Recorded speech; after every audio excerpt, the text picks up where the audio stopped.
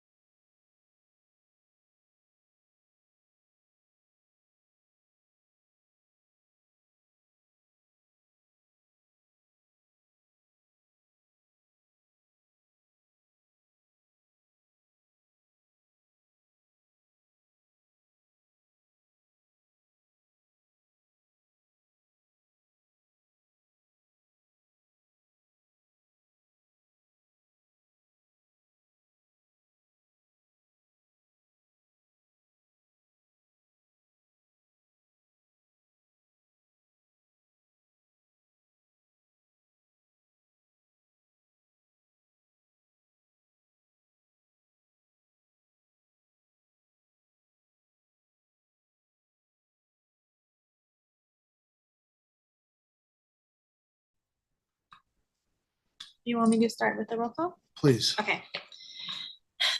Thank you, Mr. Green. This meeting is being conducted in person and by emergency teleconference under California Government Code Section 54953E based on the Board of Investment action at its meeting on January 8th, 2025. So we'll do a roll call of the trustees to confirm attendance. Ms. Ginsburg? Here. Ms. Mee? Here. Mr. Green? Present. Mr. Ruth? Ms. Martin? Here. Mr. Gatto? Here. Ms. Martinez? Here. Mr. Jones? Present. Okay, and Mrs. Langton? Here. Okay, staff participating in the meeting include the following: CIO John Grable, CEO Santos Kryman, Deputy CIO Jude Perez, Deputy CEO Louis Ligo, Chief Counsel Stephen Rice, AEO JJ Popovich, CFO Ted Granger. Staff from the investment office include Terry Harrobin and Scott Drazel, Michael Romero, Stephanie Zia, and Michael Huang from the FASD.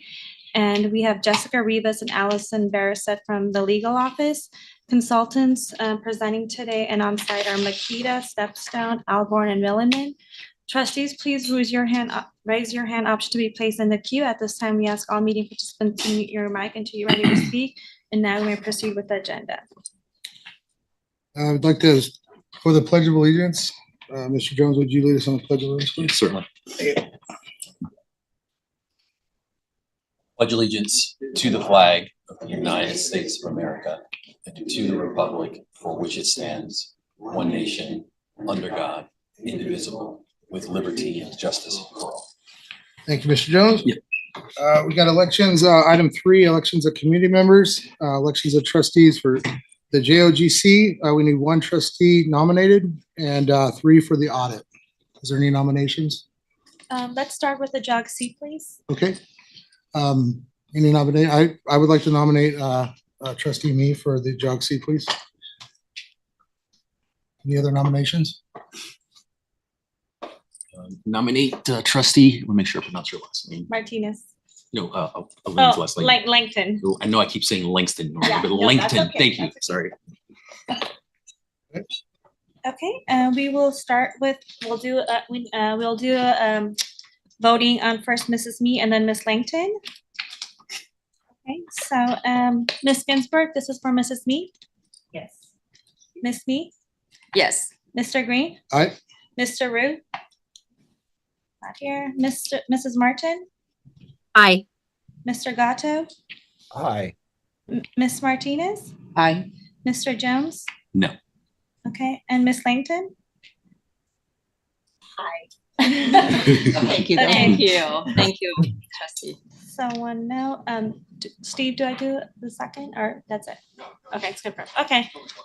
Okay, so Miss Me will be on the JOGC and we need 3 trustees on the audit committee. Open up for nominations. I nominate Ms. Me. Can you go individually or? We can do all 3 at the same time. Okay. I would, I'm just waiting for 2 more nominees. You. say again. Nominate trustee Langston. Yes, Langton. yes. Nominate trustee Langton. Nominations. Chair Green have 1 nomination as well. Okay. I would like to nominate trustee Martin. She served on audit committee last year with me, and then she was the chair. I think she did a fantastic job. It would be great to have her.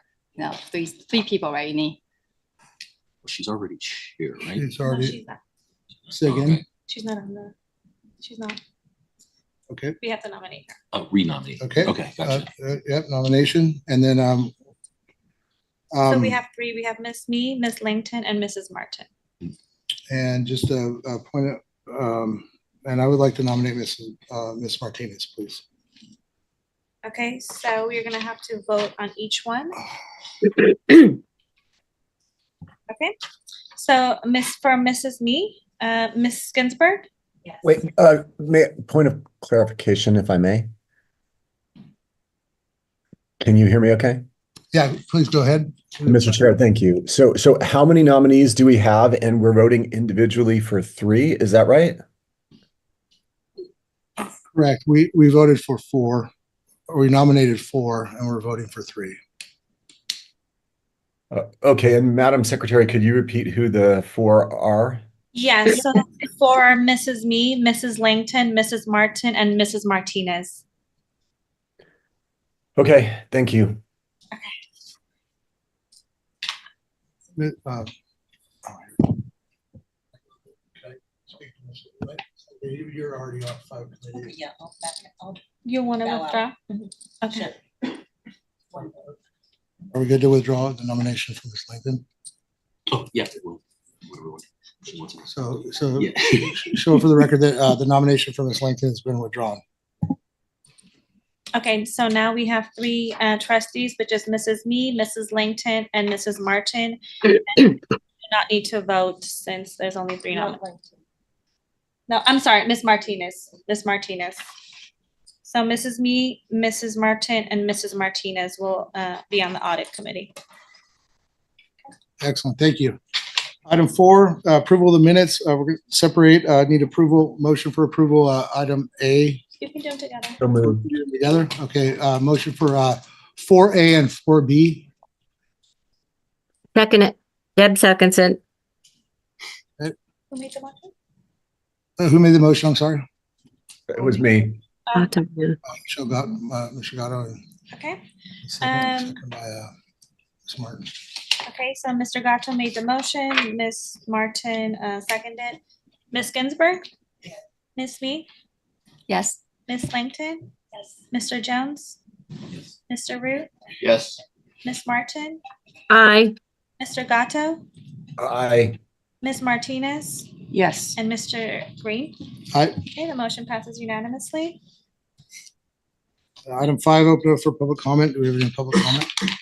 No public comment today?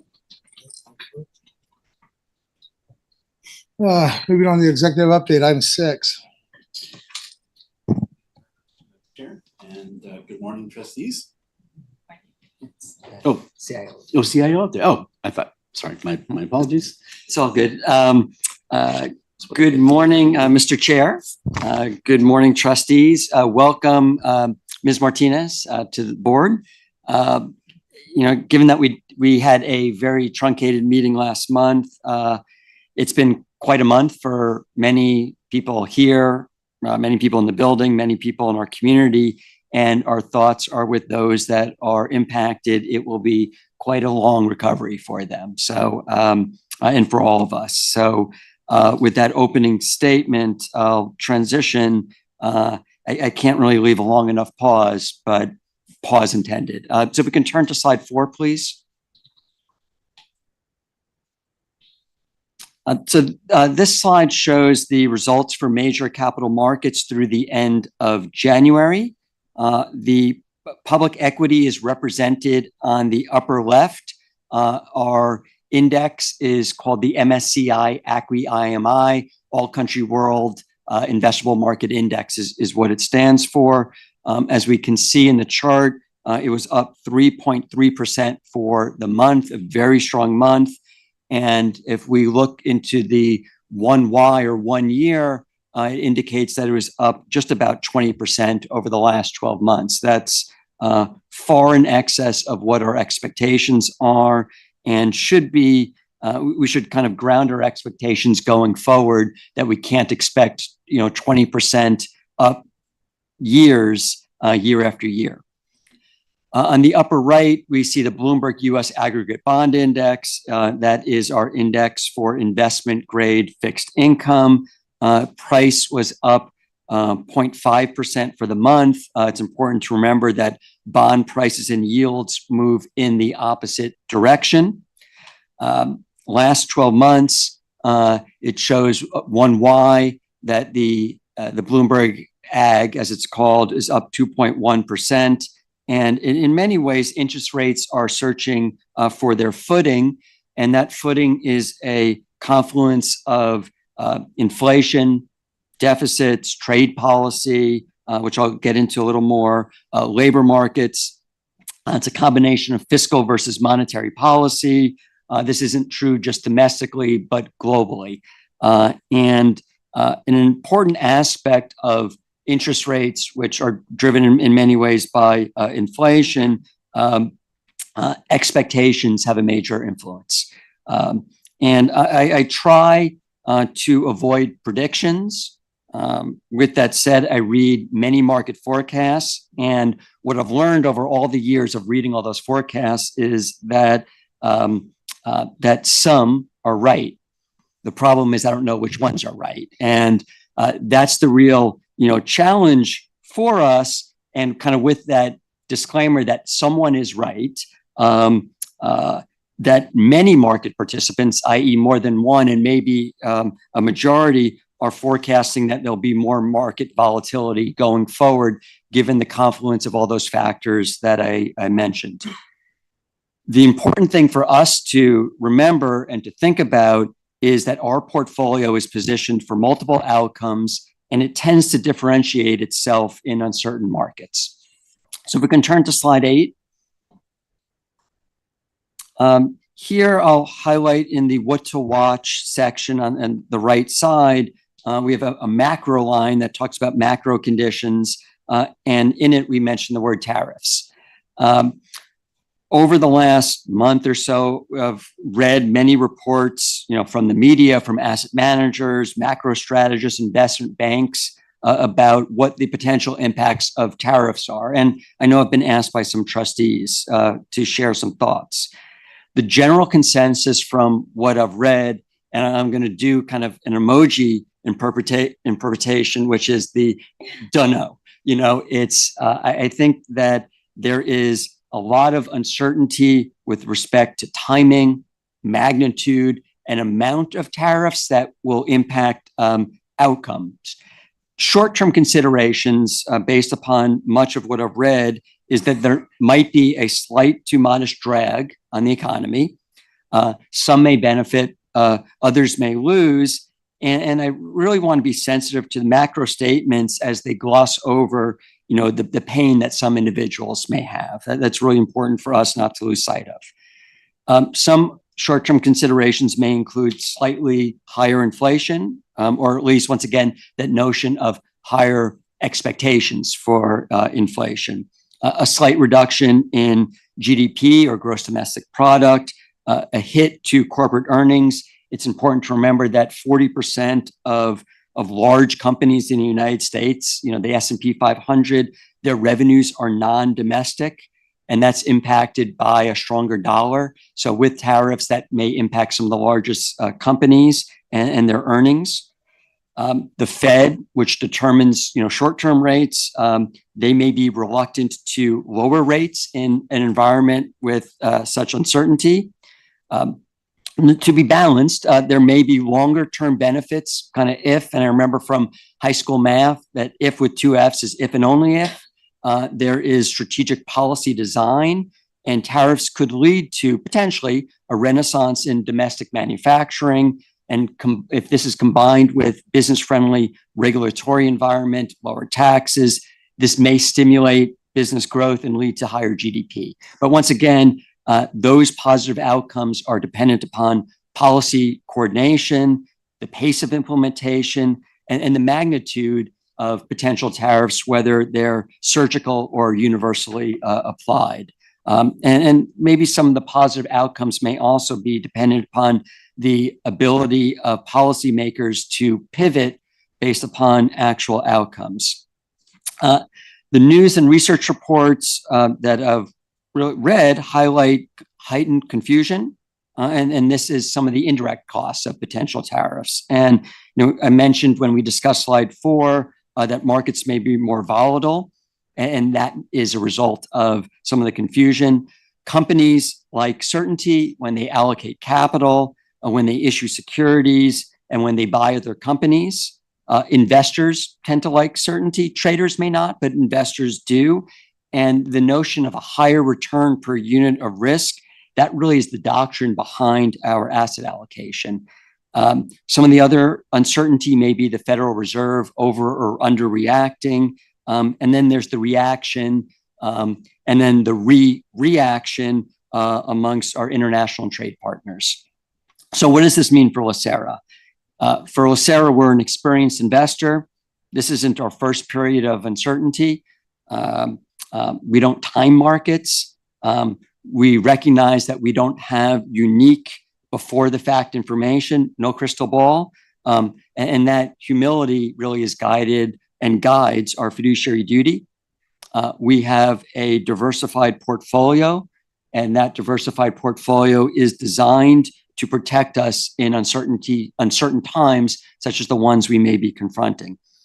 And maybe to further punctuate this point, this morning I asked the AI engine on my desktop, are tariffs good or bad for an investment portfolio? And this was the answer, and this is a quote. Tariffs can introduce more market uncertainty and have mixed effects on an investment portfolio. Diversification and careful planning can help mitigate some of the risks associated with tariffs. So I think that is really says quite succinctly what I spent a couple of minutes saying.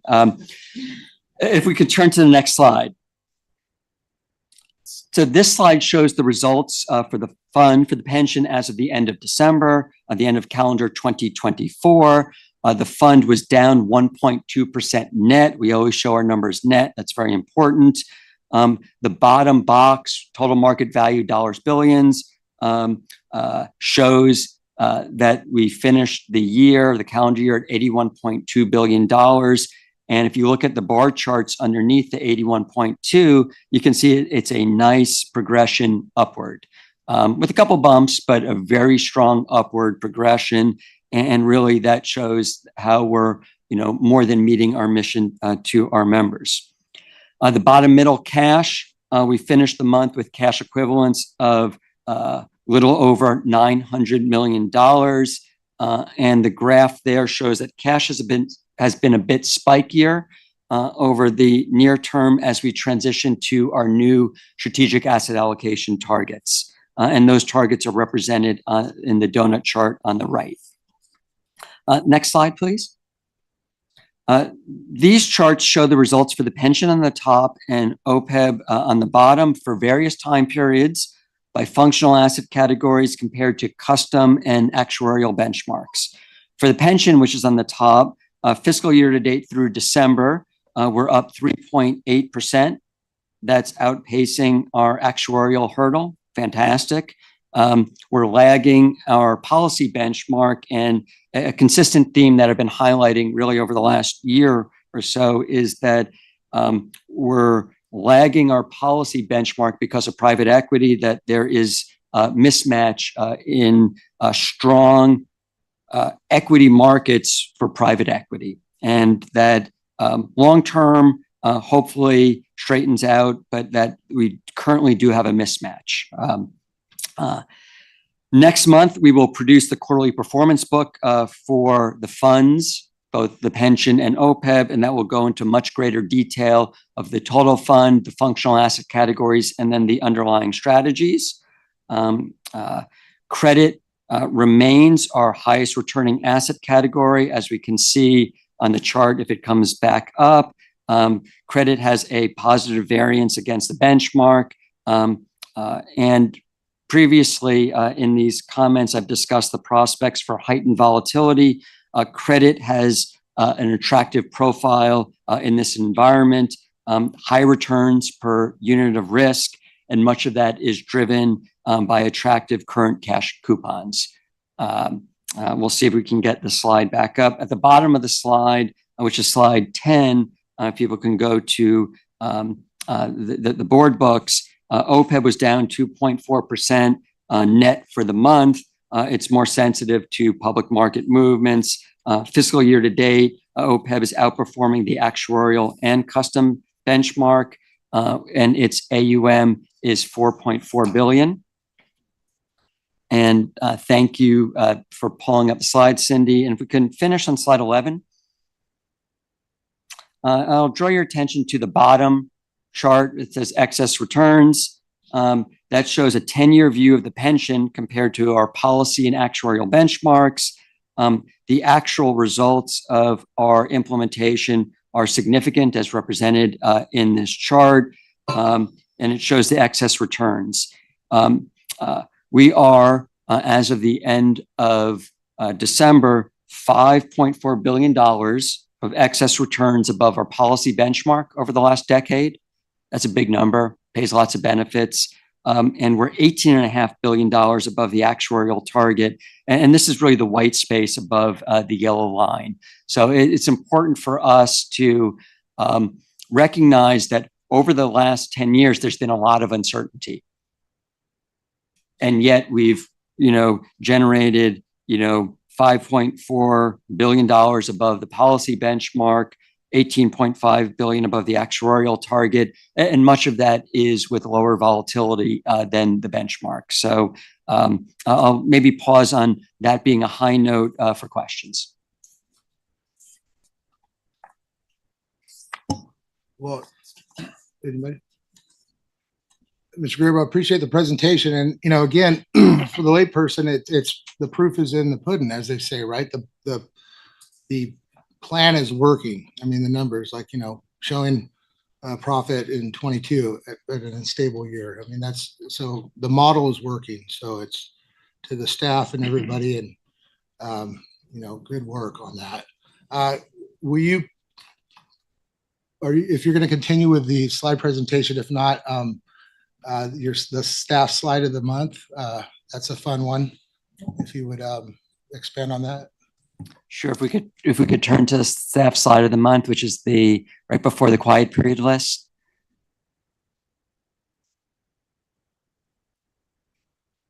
Slide 22, please. Okay.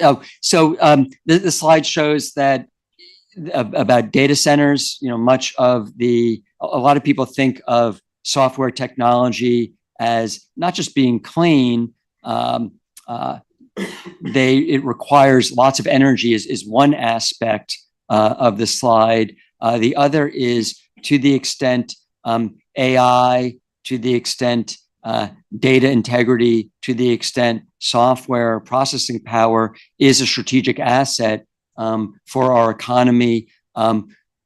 What it is literally powered by is also critical. So I think that this is an important slide and something that we just need to be mindful of all the inputs that, we take advantage of to ask questions such as, are tariffs good or bad for our investment portfolio, does require, lots of energy consumption. Anybody have any comments on it? Yeah, it's fascinating.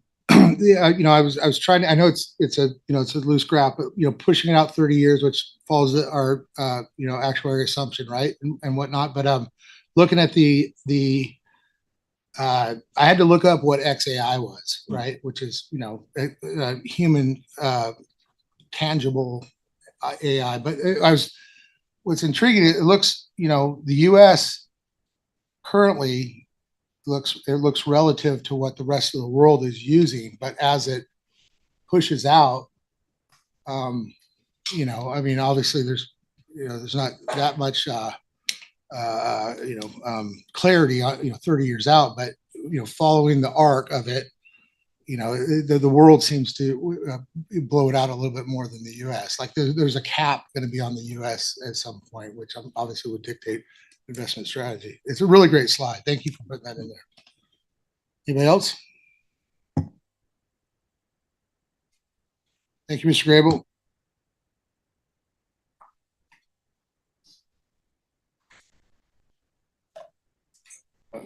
Executive update item 6B, member spotlight. Thank you very much. Apologies, John, for jumping over you. The mic.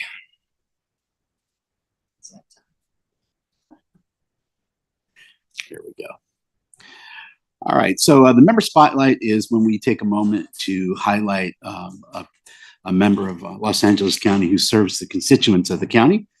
It's an opportunity for all of us to reflect on why we do what we do and why we serve our members, and that we're here to empower them and to enjoy a healthy and secure retirement. And so this month we are recognizing, if we'll go to the next slide, Ann Ned Campo, who's a children's social worker at the Department of Children and Family Services. She has been with the county for 21 years. Her goal, rightfully so, is to look out for the safety and well-being of children. She's always had a passion for helping others, and that's why she chose to do what she's doing. So Miss Ned Campo is not done yet. She plans to work for a few more years, at least about 8 years, she says. And then she's looking forward to enjoying the things like dancing and reading and just watching documentaries, which is really cool. So thank you very much, Miss Ann Ned Campbell, for everything that you do for the county. We appreciate you.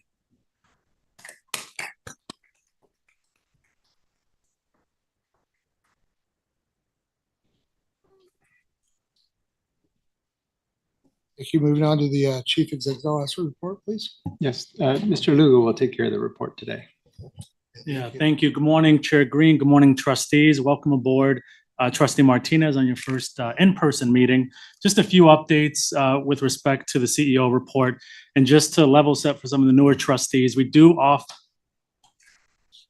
add the CEO report to the Board of Investment meeting as an informational item, although we know that most of those items operationally and administratively are covered with the Board of Retirement, but it's a good opportunity to just share information on what's going on organizationally. So just a few items in line with our strategic pillar as it relates to ethics and compliance and enterprise risk management. We relaunched our ethics hotline last week. It's an opportunity for a collaborative effort between our legal, internal audit, and communication department to reintroduce the ethics hotline and ensure that the team, the staff, have an opportunity to report any fraud, waste, and abuse in a manner that's anonymous. So we appreciate the efforts of that team. Their theme was speak up, protect our values, especially two of our core values associated with ethics, which is integrity and obviously accountability, making sure that we're held accountable to the day-to-day activities that we perform. In terms of our vacancy rate, we have a slight decrease. We went from 20% to 19%.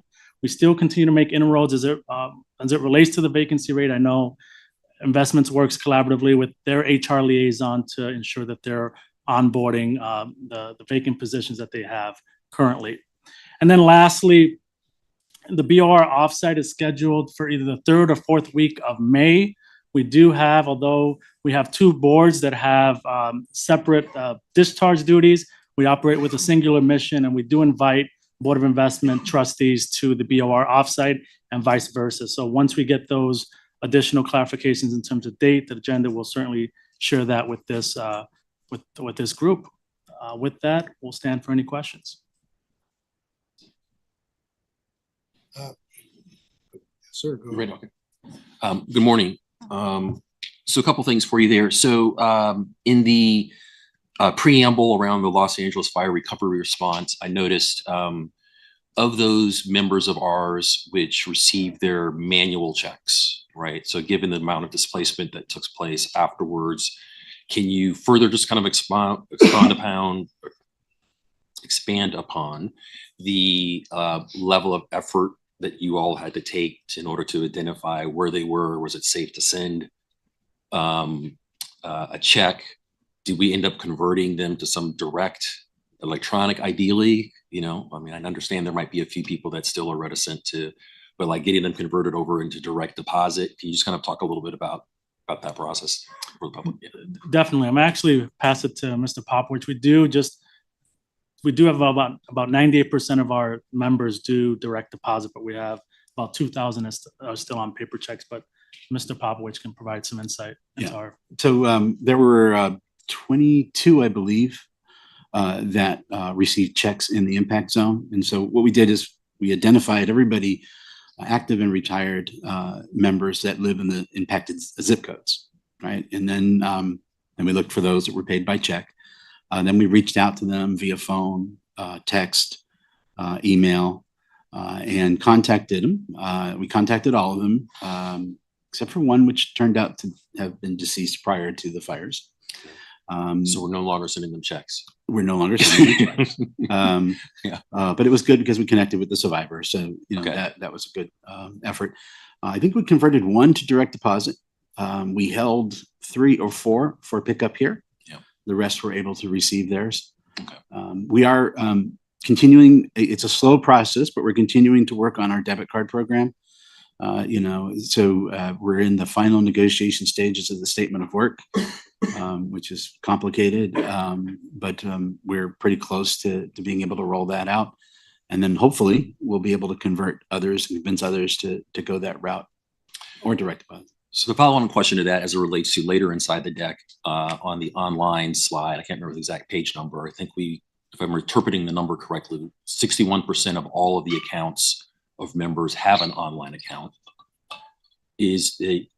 Or have we plateaued at that level in terms of folks with kind of a digital anchoring spot within the organization? Or I want to understand the gap between this, if I'm reading the slide correctly, the all online. Sounds about right. I don't have the slide, but it sounds about right. Okay. On that piece, I'm just trying to understand, given what we're 4 or 5 years into the primary movement with LACERA and the online accounts, at that stage, that 61 seems low. We're not done yet.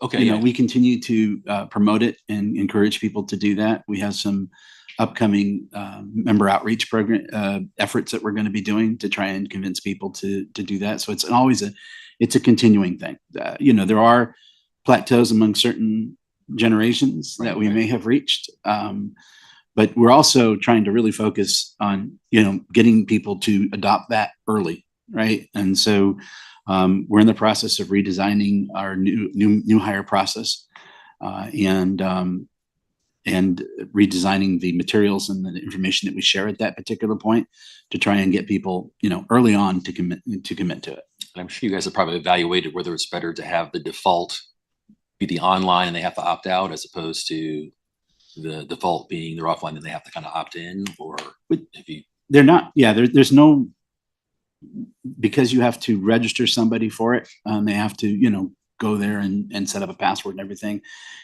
There's no real requirement for them to do that as a new member. Okay. But what I'm trying to do, and what we're going to be reaching out to the county to do, is try and move the member sworn statement. So when you're hired for the county, everybody's given a member sworn statement, and that member sworn statement, the member has to sign that they've received it. It's basically, at this point, confirming some of their information and making sure that they're aware that they have a retirement account. In the old days, prior to PEPRA, you had to elect which plan. Now it's default to the plan. So I'm trying to see if we can convince the county to move all of that electronically, so that as the personnel office is bringing somebody on board, rather than handing them a paper form, which is what they currently do, they'll either sit them down in front of a website and they can then log in and register for LACERA. And once they're registered for LACERA, then obviously, we have that connection with them. So we'll be reaching out to Lisa Garrett very soon. I just in the process of approving the letter. Okay. We've already contacted her and let her know this is one of the things that we want to try and do. And we'll see if they're able to do that for us. And the last question I had, going back to when I first started then in Santos and the first 100-day plan, and then some of the huge part of that obviously was technology, because everybody had to scatter because of being remote and things. So then would you say, JJ, that you've seen over the last 5 years or so kind of the operational leverage improvements from the technology, now that we have more people on the digital, they're doing not only in person, they're doing virtual, they're doing all these other things? Are we seeing a noticeable productivity benefit in the organization, either in terms of dollars and cents or in terms of staffing that we need to do? So there's obvious benefits to it that we've seen. We just completed our first payment process for case management. So for case management, it's a software that we've invested in, and we're developing for different parts of the process. And so the first payment process is when you retire. It was a very labor intensive process that took quite a bit of time. So that was one of our first targets for conversion over. So we just did that. We're still working on the return on investment numbers, which we'll have, but there has been a significant increase in efficiency from that. One of the most obvious ones that sticks out in my mind right now is there's a triage process when we get all these retirements, especially during March Madness. You get like a flow of retirements all at once.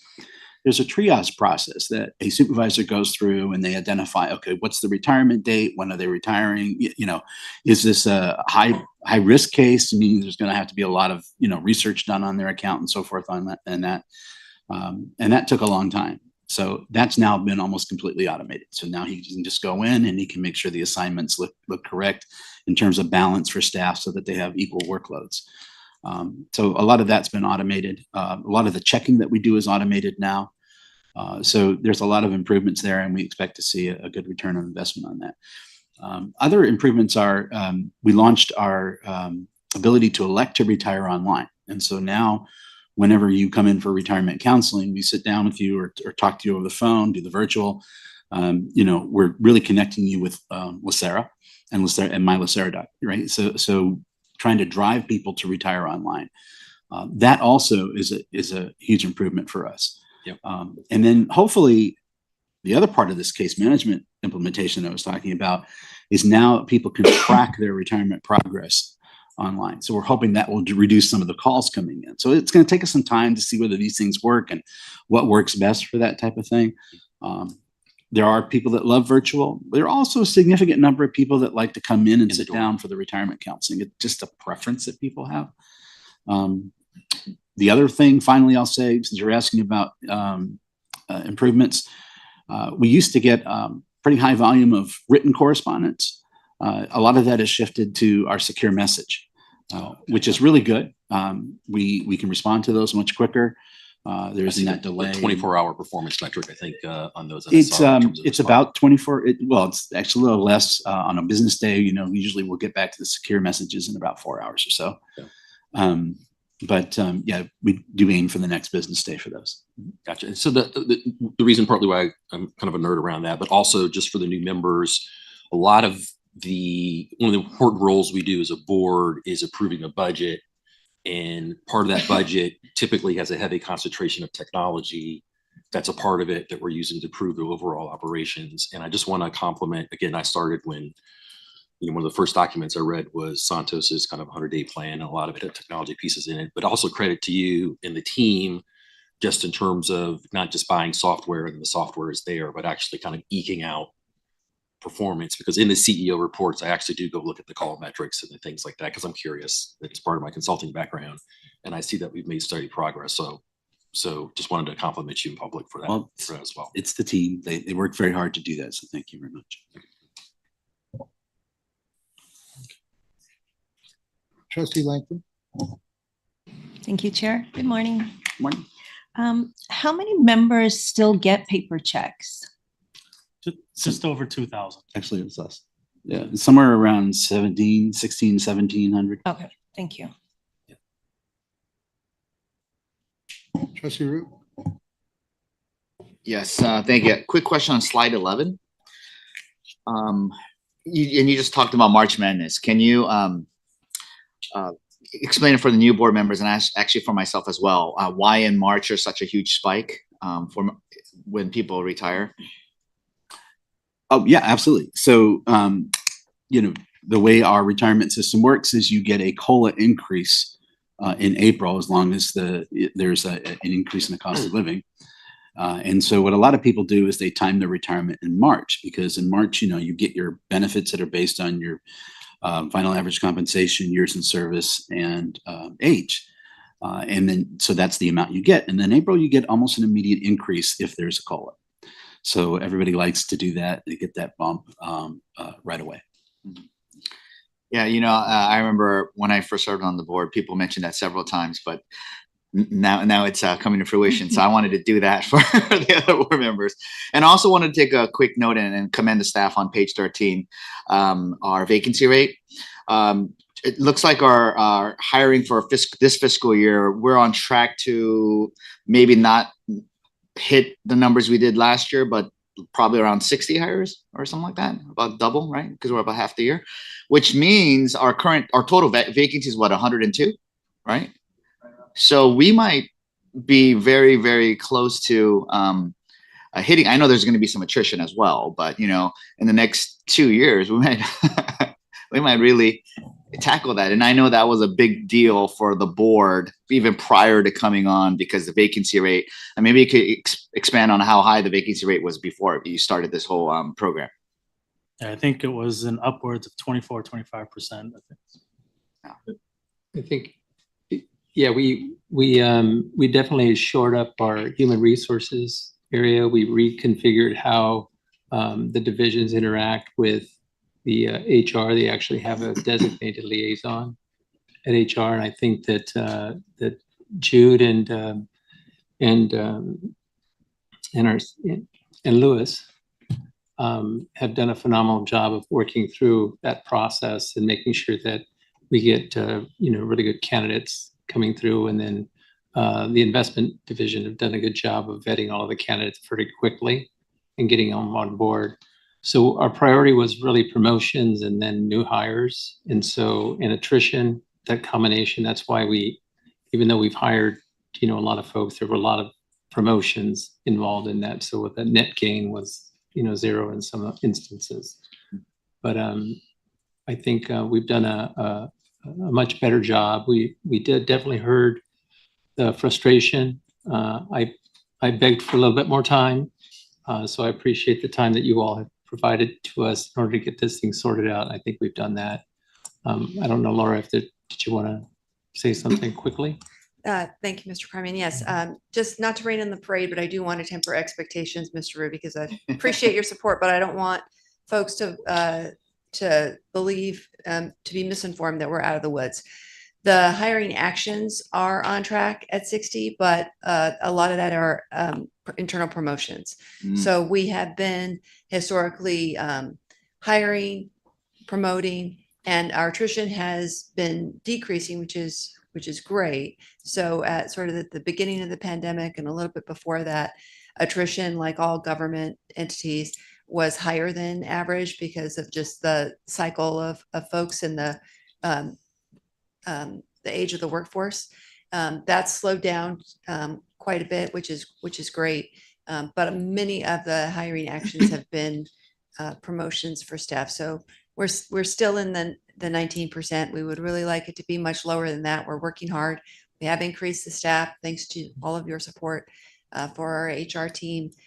So I think things are working better, but we are still working on major improvements and trying to get that time to hire down and really always looking for the very best candidates. Yeah, Laura, I'm sorry. Go ahead. Yeah, no. So I do want to commend you guys because I know every board meeting was always asking about hiring and the status of it, and I do remember the CEO asking for a little bit more time. Now that it's implemented, at least we're not sliding backwards like we were before, where the vacancy was constantly increasing. And promotions is also a good thing as well, because I was going to say, who was it? Is it our not our in the finance department who was Ted was acting for what, 10 years? Just joking. No, but multiple years. So it's a good thing that we promote internally as well. It also boosts staff morale, especially in this climate. So I do want to commend the HR and the CEO for getting this on track. Thank you for tempering, just like how our CIO always tempers us when we applaud them for all the great job that they do. But yes, it looks like hopefully in the next couple of years, we will be, we're trending in the right progress, and we look for, in my tenure, to go to near full vacancy, zero vacancy. Well, that was going to be my question. So Laura, before you leave, and maybe Lewis or Santos, what is kind of our structural level of reasonable vacancy? I mean, clearly the mid-20s wasn't it. Over time, is it 10? Is it 12? When do we know we've kind of hit the... I can tell you what I told my staff. Okay. I told them that I wanted to hit at least a 15% vacancy rate. Okay. By the end of the calendar year, I think. I don't remember which calendar year it was, but our goal, which we didn't quite 15? make, was that we would get down to 15% in December. Okay. By the end of December. And for the public, it's 19% now, just in case you didn't see it. Yeah, I think so. It did we meet that? No. Okay. Yeah. And so again, we have work to do here, but we do appreciate the support. We are working hard on this, and it's a combination, right? It's attracting folks. It's also retaining folks. And we have had less attrition, but we did have higher attrition than we had hoped with our last RBS or the RBS training course class. So there are, kind of pockets of areas where we're still working on improving. So we're not out of the woods, and we're still working really, really hard towards that. So I think, but in terms of long term, I think we would like our attrition or our vacancy rate to be, between like 3% and 5% ideally. That because all of our positions are needed. We don't want to have our, forced positions to be vacant. We want to be keeping, having our staffing at the appropriate levels for service. And also whenever there are vacancies, assess, do we need to fill that position? Is that still needed? But it's going to take us a while to get to that level for sure. Yeah, and could I just add to the Mr. Vice Chair? Also, hiring is not just contingent on us, but as the CEO has mentioned, and it looks like the CEO's office at the LA County, and not just HR, is working with us because they need to approve, right? So there's a bottleneck, not just on the county side, and I know that's an issue that we were discussing in relations to the lawsuits and all these other things. But yeah, so I still want to commend staff because as long as we're doing everything we need to do, I mean, there are other bottlenecks that we need to get through. But I just wanted to recognize that. Right. Well, thank you. And, a couple things, looking at the numbers, and I want to echo what I said on the BOR, with the, slide 8, with the call center stuff. I mean,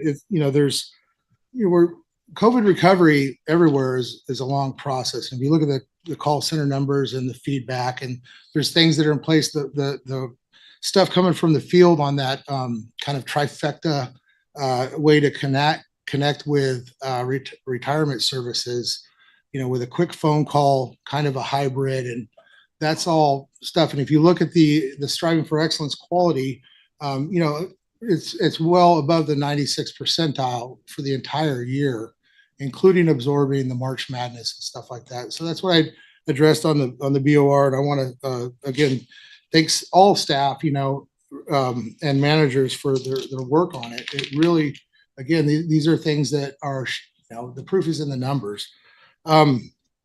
That vacancy rate, there is no right answer, but yeah, definitely 3 to 5% can absorb the time restraint of recruitment and hiring and training, right? So it gives you a little bit of buffer, but I would be remiss if I did not say again, with recruitment and retention, it coming out of NCPERS, they had a pamphlet on the unintended consequences of pension reform, and what that does for recruitment and retention. And there's potentially a long-term impact with people being disenfranchised for public service because they're not going to realize stuff, and they can go into the private sector and do it. So it is, I don't think it's Sisyphean by any stretch of the imagination, but it is a daunting task. We have the support of both boards on this stuff and for all staff, because again, our end game is stuff for the, our membership, and slide 8 here shows that with people are happy and good with their contact with this organization. So thanks to all. Anybody else on anything before we move on? So we'll get into, thank you. Item 7 on consent items, 7A, strategic framework and initiatives towards best-in-class investor. Mr. Grable. Thank you, Mr. Chair. This is a carryover item from last month, so all of us can hopefully, blow the dust off our presentations. So in your packet, you'll find a presentation that details the proposed 2025 strategic framework and initiatives. For some context, this builds on work from prior years. And in that sense, it's not a static framework. It's evolved each year. There are 2 keywords, if we can pull the presentation back up, in the subtitle of which is towards best-in-class investor. And those 2 keywords are towards, with the notion that we focus on continuous improvement. And then the other keyword being investor. And as an investor, we balance being decisive and adaptable at the same time, which is difficult to do. So I'll go through this recommendation in detail beginning on slide number 2. And once again, if we can pull it up, it would be helpful. Well, I'll walk through the slide 2 while we work on technical difficulties. So we're asking that the board reaffirm our framework for 2025. This is an important document. It's a tool to help us manage the portfolio. And just as we were discussing in the CEO report, the importance of people and our team, it's an important tool to help manage, the team here at LACERA. On the slide that just went up and came down, there are 4 points that I will highlight. Point number 1, and for those listening in, is it says that we are guided by our mission to members. Specifically, our strategic asset allocation is central to this mandate. Point number 2, oversight and governance is their key. Point number 3, we balance 2 things. We balance good process. Good process increases the likelihood of good outcomes, and depending upon luck is not a prudent strategy. The other thing we balance is being dynamic. We're situationally aware. We adjust when necessary. And if I think about some of the adjustments we've had to make, think of Brexit, think of COVID, global conflicts, inflation. Just last month, we adjusted and were dynamic based upon the terrible fires in our community. And point number 4, we have a strong foundation upon which we can build and should build a better LACERA. There's a graphic at the bottom of slide number 2 with kind of some mountains, one being objectives, progress, aspirations. That graphic is upward sloping, representing that this is a continuous journey that we're on. And I hope we can pull the slides up because slide number 3 happens to be an important one. There is a framework, there's a graphic on it. The title of the slide is Strategic Framework and Initiatives Towards Best-in-Class Investor. And this is the current board-approved strategic framework. It was adopted in 2024. It's designed to be read from the middle out. Thank you very much for pulling up the slide. It's designed to be read from the middle out.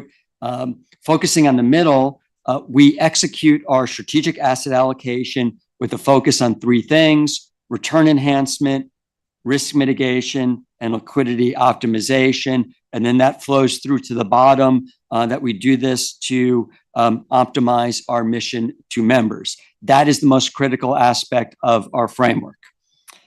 The core fiduciary duty, being that middle part, is bolstered by the left and the right wings of the slide, strategic initiatives, and our dynamic investment program. And these aspects are designed to enhance our fiduciary duty and have been added to this strategic framework based upon methodical, prudent processes. The components of this framework are importantly codependent. For example, optimized investment model, which is the purple light bulb in the right under strategic initiatives, is not an isolated initiative. It starts with our mission.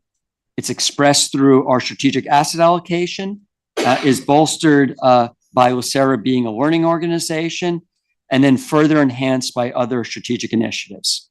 So we'll walk through the components of this graph in the balance of the presentation. So if we turn to slide number 4.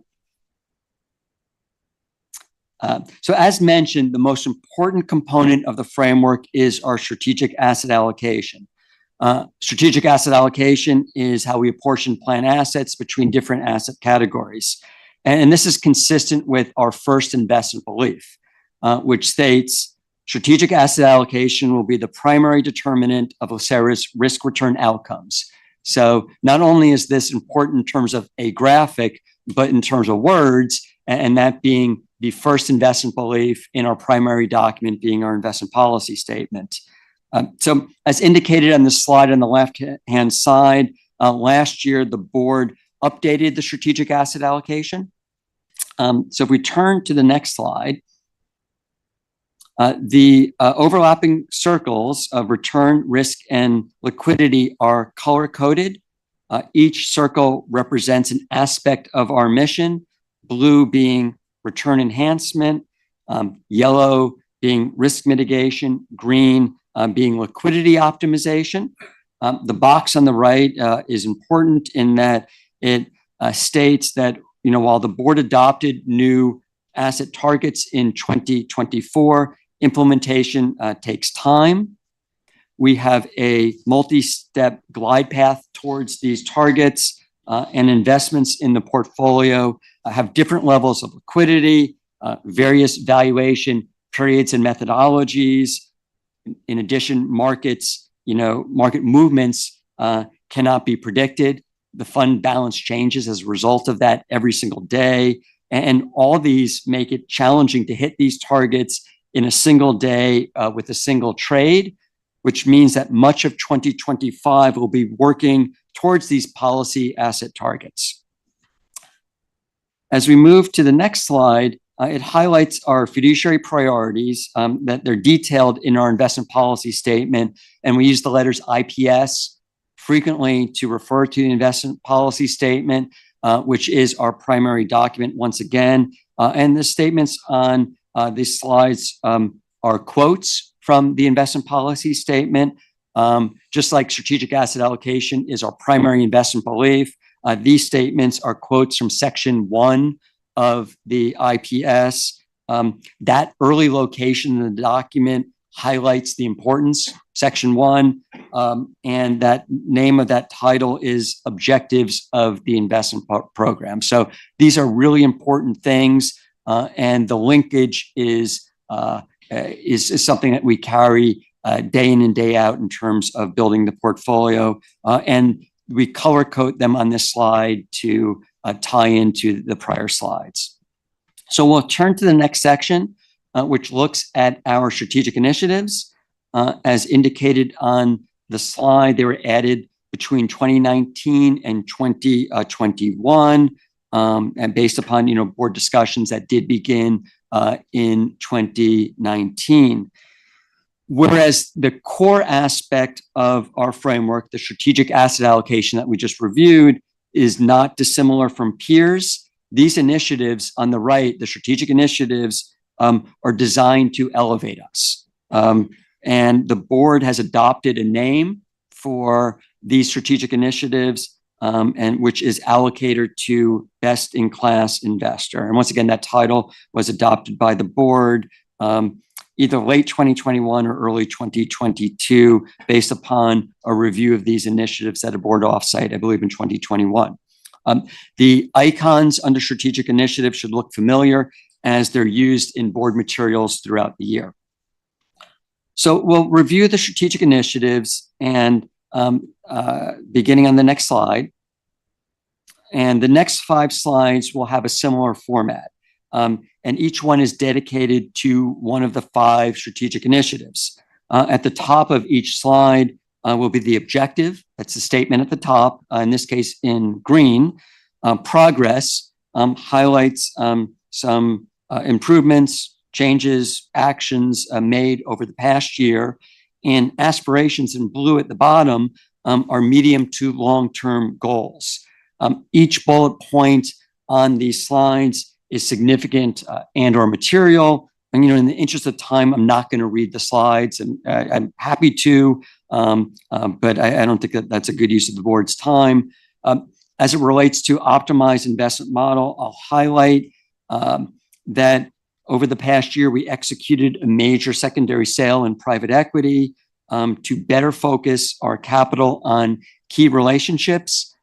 And secondary markets, just to build on that, are an important tool in rebalancing the portfolio to help achieve our strategic asset allocation and to achieve the objectives in our structural reviews.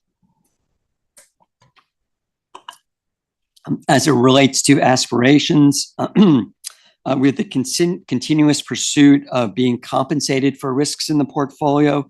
That, once again, is a key aspect of our investment beliefs. The level of risk specifically should be right for any given investment. If we're taking too much risk for what the expected return is, we should fundamentally rethink that investment. Moving to maximize stewardship and ownership rights. There's a key word in this objective, and I'll read it, which is to promote and safeguard our economic interests and durable financial value. We shouldn't gloss over those words. Those are really powerful words, and we maximize stewardship and ownership rights of all our investments to promote and safeguard our economic interests. That's powerful. As it relates to progress, over the past year, we increased our proxy voting activities for the pension and for OPEB. We vote based upon board-approved principles. We discussed those principles in our corporate governance committee. For the pension, the vote covers 96% of our global equity portfolio. And then last year, we assumed voting control for the OPEB trust. That was a new initiative.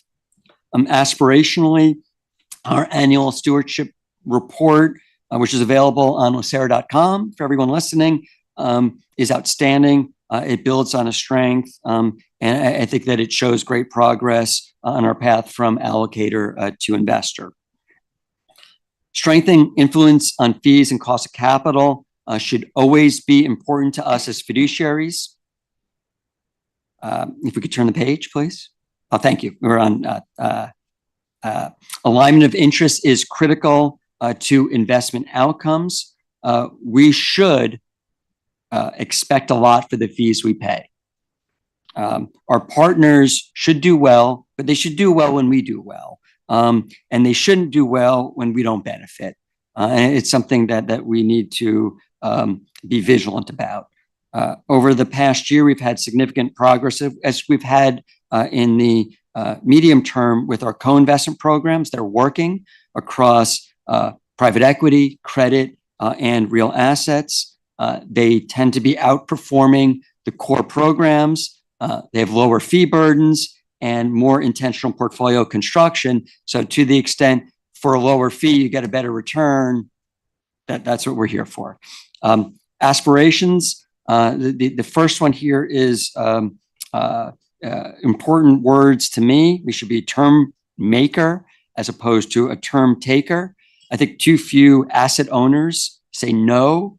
No is a critical part of our portfolio implementation. We do not have to follow the herd. That's not our fiduciary duty. We must have agency and a voice in every decision. That's key to our fiduciary duty. Turning to Tide. In December, we delivered to the board our annual Tide report, and it's predicated upon the belief that quality teams produce better financial outcome for our funds. Better financial outcome for our funds, that's our business. Once again, powerful words and ones that we should not gloss over. Progress, as was discussed in the CEO report, we've had progress with career progressions. Externally, consistent with the prior pillar and that notion of agency and alignment of interests, we've had progress. We're pushing our business partners to field and manage the best teams to produce the best returns. And that's progress, and it's both aspirational. So we continue to focus on improving the workforce here at LACERA. We're pushing to do that with our business partners as well as with prospective ones. And then the final strategic initiative, enhance operational effectiveness, is somewhat inward looking. Middle and back office operations are critical. Technology is essential to our progress, but and this was mentioned once again in the CEO report, that we're not just buying technology packages. We have a solutions-based mindset. So it's fine to procure something, but how you harness that is really where we lever technology to have efficiency gains. So part of that solution mindset is partnering with our colleagues across LACERA in financial accounting, in the legal division, and in systems. We're working closely with our custody bank. Our custody bank is a key partner for our cyber defenses. And that's something that is very topical and important for us.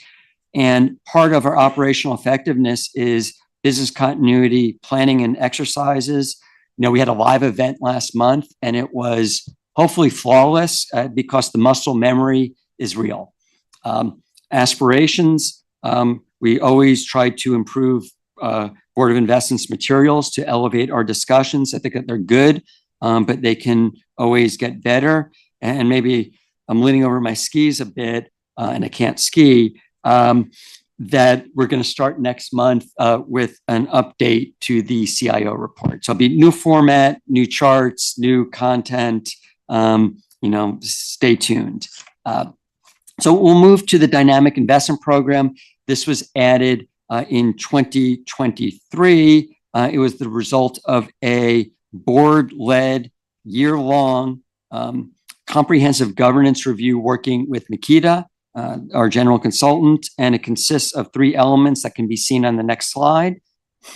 Going clockwise, robust governance, which is prudent decision-making that elevates board oversight, learning organization, going on towards the bottom, a continuous improvement mindset, and then finishing the circle with principles-based approach, which is policies and philosophies that are process-driven yet dynamic. The next slide lists some example of our dynamic investment process, beginning with robust governance on the next slide in the left-hand column. And robust governance includes core policies. Last year, we updated our investment policy statement. We're probably tired of me saying investment policy statement by this point in time. Actuarial analysis is part of our robust governance with kind of a set cadence. There's a discussion later this morning about our actuarial valuation. Structure reviews is listed there. And next on the agenda is our real estate structure review, which is critical. Learning organization in the middle column. One of the items is, board level education is a key focus for the Board of Investments. At the staff level, we're continuously trying to improve our diligence. We want to build on our collective experiences and collaborate across our asset category and functional teams. Hopefully in our case, 1 + 1 + 1 doesn't add up to 38 or wherever we are today. It adds up to kind of a much higher, maybe a geographic function of that. Principles-based learning, members of the board, members of staff change over time. However, our investment beliefs are durable and it helps us through challenging investment environments. Also listed under principles-based investing is our functional framework. Our functional framework focuses on the design, risk, and opportunities of asset categories, and it doesn't get lost in the kind of naming conventions because prior to the functional framework, we were diversified more in name only as opposed to in actuality. We'll skip a slide, which hopefully will excite people. And this is a new slide this year. Added slide 17 to the framework that we're asking the board to approve. And the focus of this slide is BOI governance.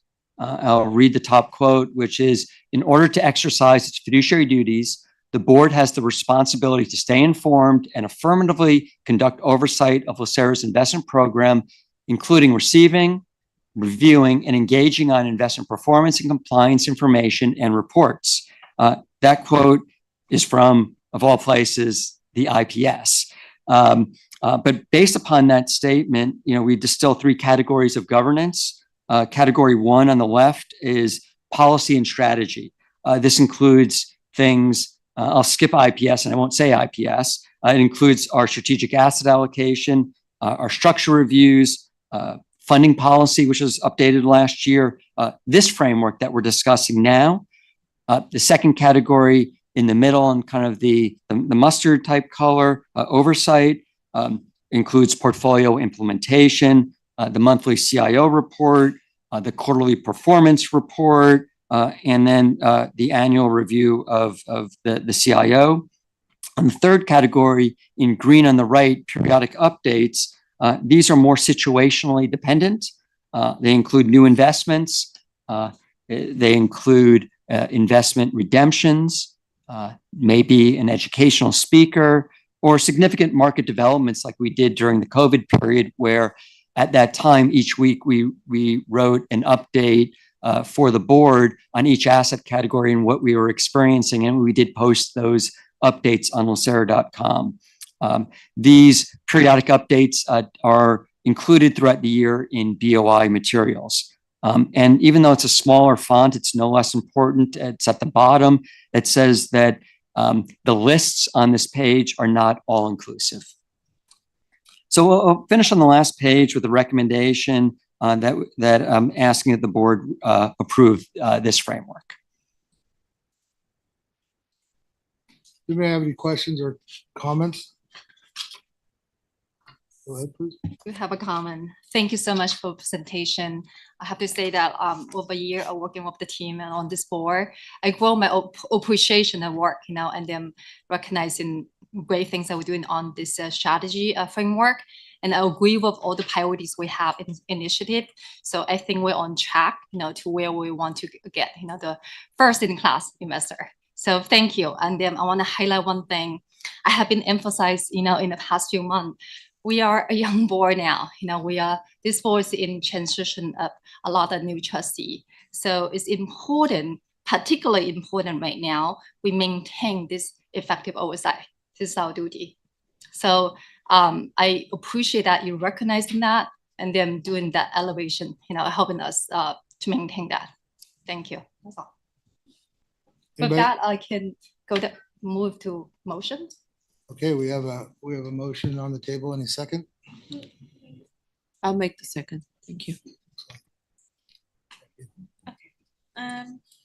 Ms. Ginsburg? Yes. Ms. Mee? Yes. Ms. Langton? Yes. Mr. Jones?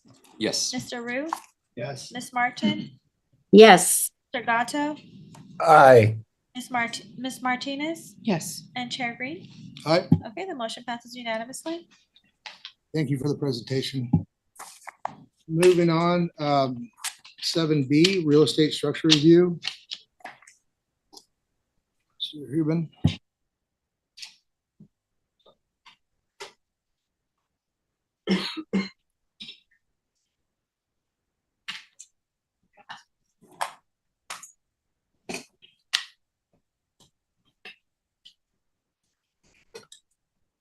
Good morning, Chair Green and trustees.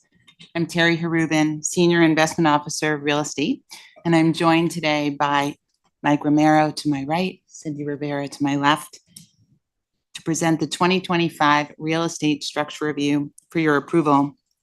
A structure review establishes the framework for each asset category by addressing its role and expected risk profile with the total fund. It falls under the policy and strategy aspect of the Board of Investment Governance, as Mr. Grable just referenced in the strategic framework. In addition to the presentation, please also find an appendix at the end with a glossary of terms and other items, as well as a recommendation from Stepstone Real Estate as attachment 2. So let's get into it. Slide 3. This slide provides an overview of the presentation. We'll begin with the role of real estate at LACERA, go on to provide historical background of the program, and discuss market conditions impacting program implementation. After a high-level review of performance, Mike and Cindy will review the performance of the core and non-core portfolios, respectively, along with the desired implementation going forward. We'll wrap up with next steps and approval. So moving on to the role of real estate, page 5. The strategic asset allocation of the fund defines the functional investment asset classes at LACERA. They are defined by their function, as each asset class delivers a component that when combined enables us to achieve the objectives of the investment policy statement. Real estate falls into two functional asset classes, with core real estate in the real assets and inflation hedges functional asset class, and non-core in the growth functional asset class. The portfolio is divided in this manner given the different functions of each asset class, with core's focus on capital preservation and income, and non-core's focus on growth as the primary driver of returns. Core and Core Plus are generally fully leased and operating properties that generate positive cash flow. Non-core, which includes value-add opportunities, including assets being substantially renovated or development, are more dependent upon the growth in capital value. Slide 46 of the appendix provides additional characteristics and definitions of these different types of real estate. You will hear us use the term separately managed account, or SMA, throughout the presentation. SMAs are investment vehicles where the client operates under a customized agreement with LACERA as that sole client, generating where the partner operates at LACERA's, under LACERA's guidelines. Historically, we've used them to invest both core and non-core. In contrast, commingled funds are vehicles where LACERA invests alongside other investors, with the partner having discretion to manage within a defined strategy. Those we are just as actively an investor with, but they operate under a little bit different of a framework that allows us more diversification. Moving on to slide 6, portfolio composition. As of third quarter, core real estate comprised 3.8% of the fund's total net asset value against a target of 5%. And non-core real estate comprised 1.4% of the fund's total net asset value against a target of 2%. Real estate has been underweight to its policy target allocation over the last 2 years, but within target ranges. The benchmark, and this is a mouthful, the NFI Odyssey, we talk about this in Odyssey, sort of, why are we talking about this as an Odyssey? It's not a trip. It's just a nice way to refer to the acronym that stands for NACREIF, which is the National Council of Real Estate Investment Fiduciaries, Open-End Diversified Core Equity Index. Odyssey's a lot easier. So we look at that as our benchmark, and we'll talk a little bit more about what that benchmark is, in addition to the education we did in December. Moving on to slide 7, portfolio performance. Again, I'm only going to touch this high level because Mike and Cindy are going to go into more detail. Overall, the portfolio has lagged the benchmark for various reasons, and we'll cover more. We've covered that in past reviews, and we'll do that in a performance review. But these reasons support the selling of the legacy separately managed account assets and support us continuing to evolve beyond the current assets into a more diversified portfolio. And speaking of evolution, if we go to slide 8, a lot of detail on this slide, but because we wanted to make sure all trustees understood how we've gotten here. We are building on years and years of work with a portfolio here. And this foundation has been continually refined. So beginning on the left-hand side of the slide, from its inception up to the first structure review in 2018, the real estate program was largely invested in the US with assets held in separately managed accounts, comprising the majority of investments. These SMAs were operationally intensive, and here's a great phrase, lumpy. The assets range significantly in size and in value.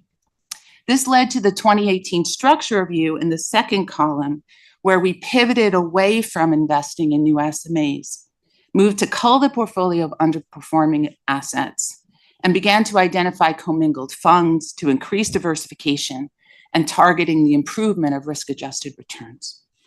The transition begun in 2018 continued with the 2020 structure review, where we addressed investment guidelines for property and geographic weightings relative to the benchmark. After bringing on a new consultant in 2021 and setting target allocations to core and non-core real estate in that year's strategic asset allocation in the third column, The 2022 structure review, fourth column, set forth the parameter and timing of investment and advanced the disposition of the remaining SMAs. The 2025 structure review we're presenting today continues to build on the work started many years ago. So as shown on the next slide, we will evaluate today the guidelines that underpin the evolution of the current portfolio. We'll present recommendations that enable us to continue to move toward a portfolio that's optimized, meaning it minimizes risk and reduces operational complexity. And then we will advance the fund's objective to fully invest the real estate portfolio by achieving the strategic asset allocations set by the board. Slide 10, take a quick look how far we've come since the last structure review in 2022. Over those 6 full quarters since approval, the fund has been an active seller, generating $1.1 billion in proceeds from the sale of 27 properties, and then making new commitments of $2.1 billion to core and non-core diversified vehicles, with about $900 million of that invested. The next slide, path forward, we show the increase in commingled funds as a percentage of the portfolio's investment, from on the left-hand side, 28%, as shown in the 2022 structure review, to nearly double that 2 years later at 53% today, and that's the middle column. The chart to the right shows the proposed direction of travel as we continue to increase the fund's exposure to commingled investment vehicles that have improved performance, sell the SMA assets that have made portfolio construction challenging, and launch the emerging manager program and prudently invest in co-investments and secondaries. We'll take a brief detour in the next few slides on the benchmark, impacts, and market conditions before going on to core and non-core.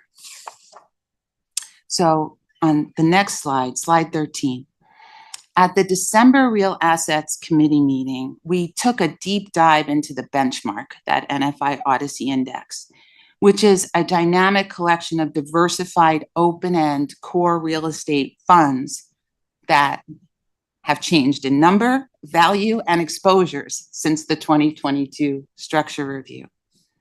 The Odyssey Index itself is not investable. However, many institutional investors use it as a benchmark return for target real estate.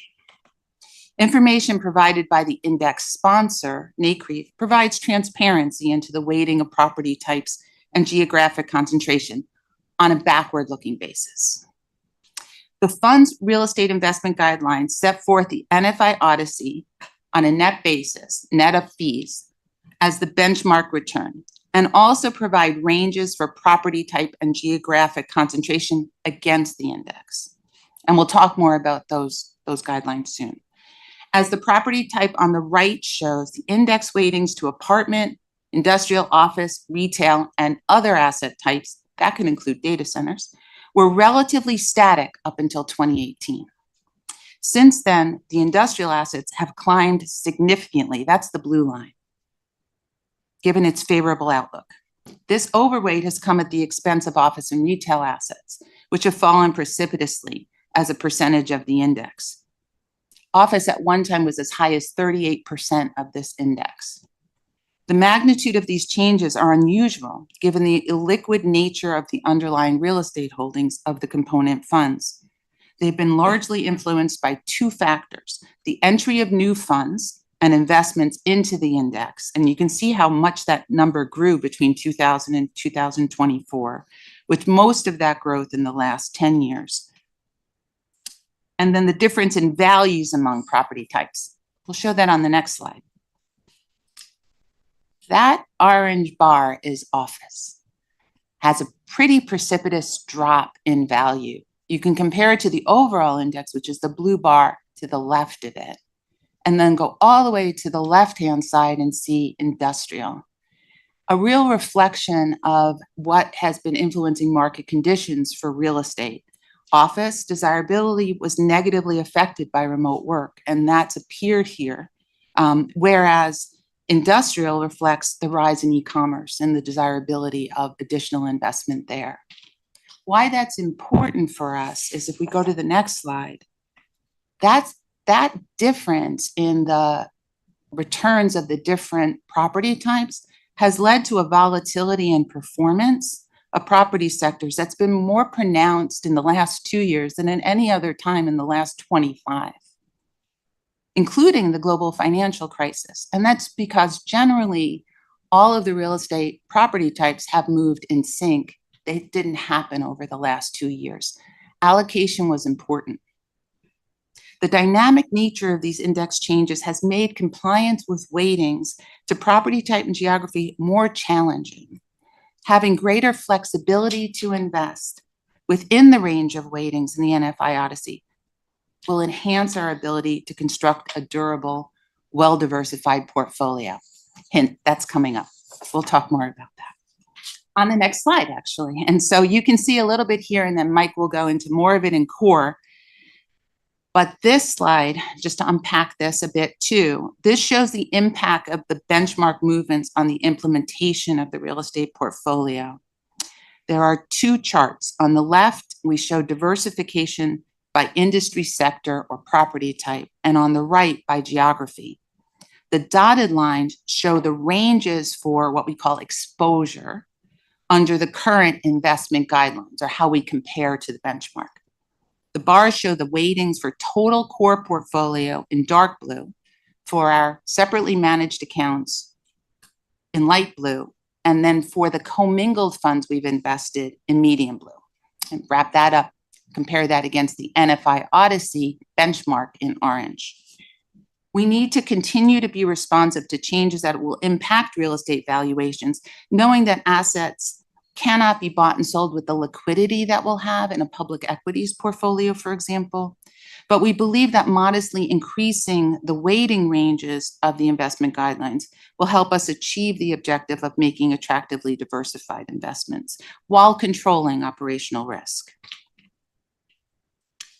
So the challenge, one last challenge that we'll address today, is of managing the portfolio's weightings with the SMAs in consideration of the entire portfolio.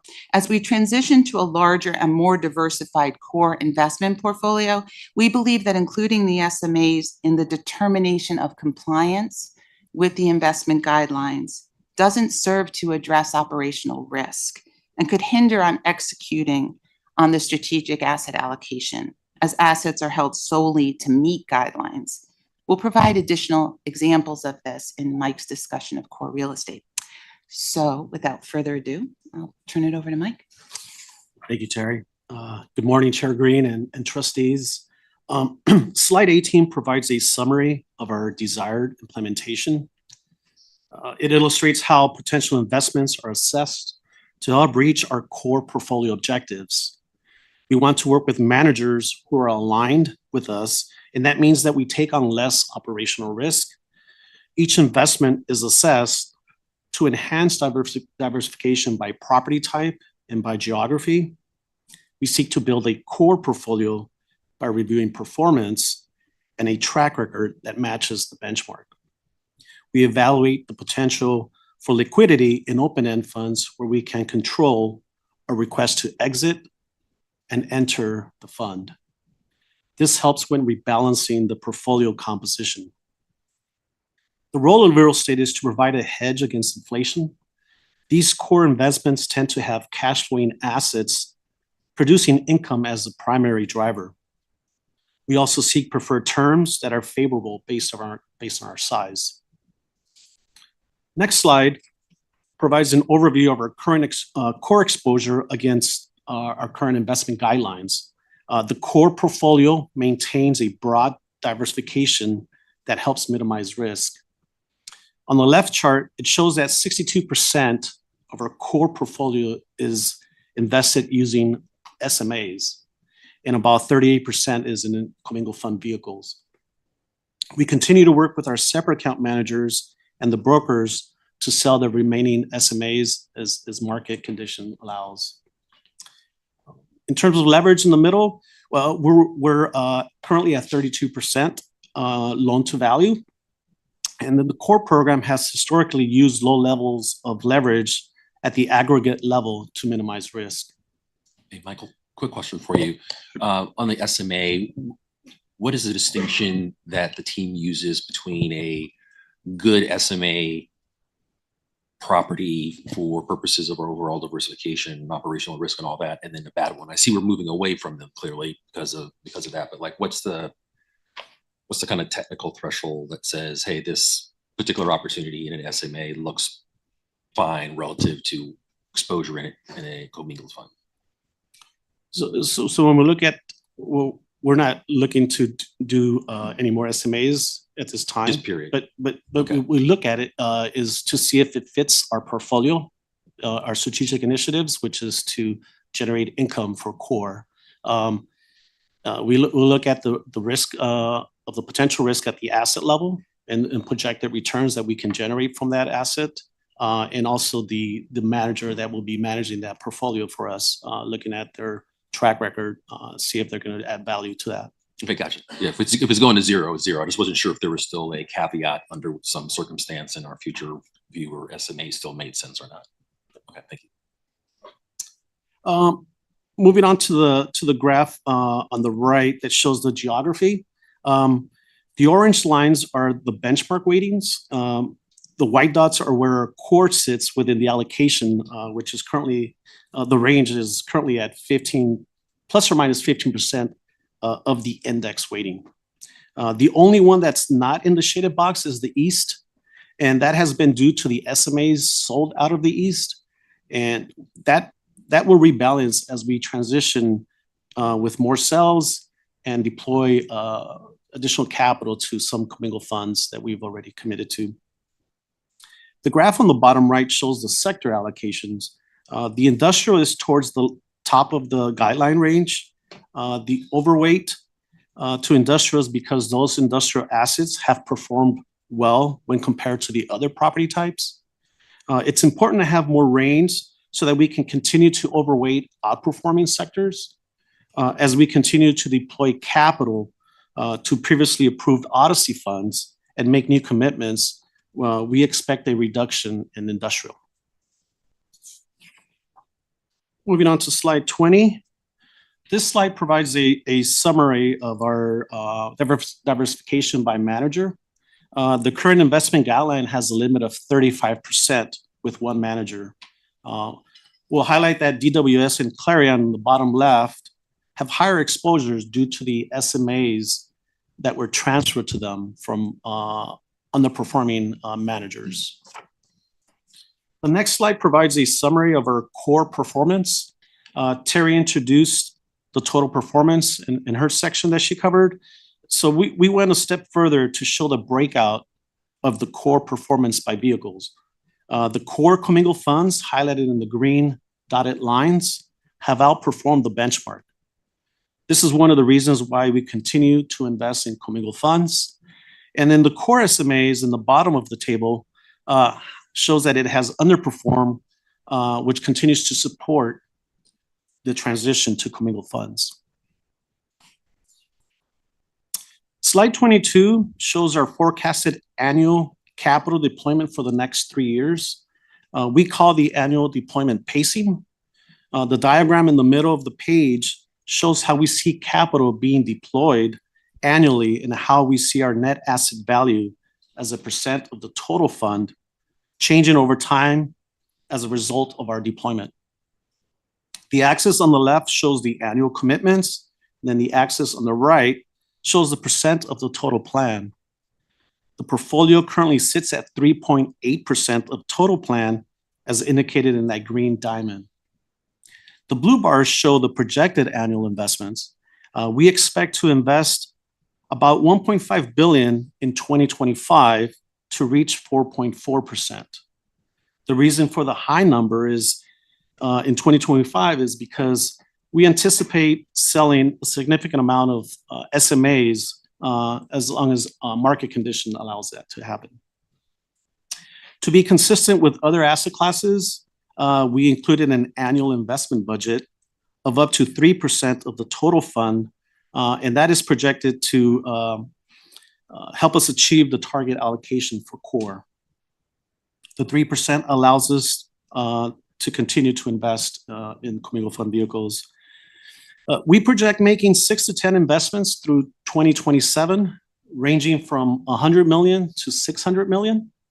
These vehicles may include diversified funds as well as sector-specific funds. This will help build a well-balanced portfolio to optimize the long-term role of real estate.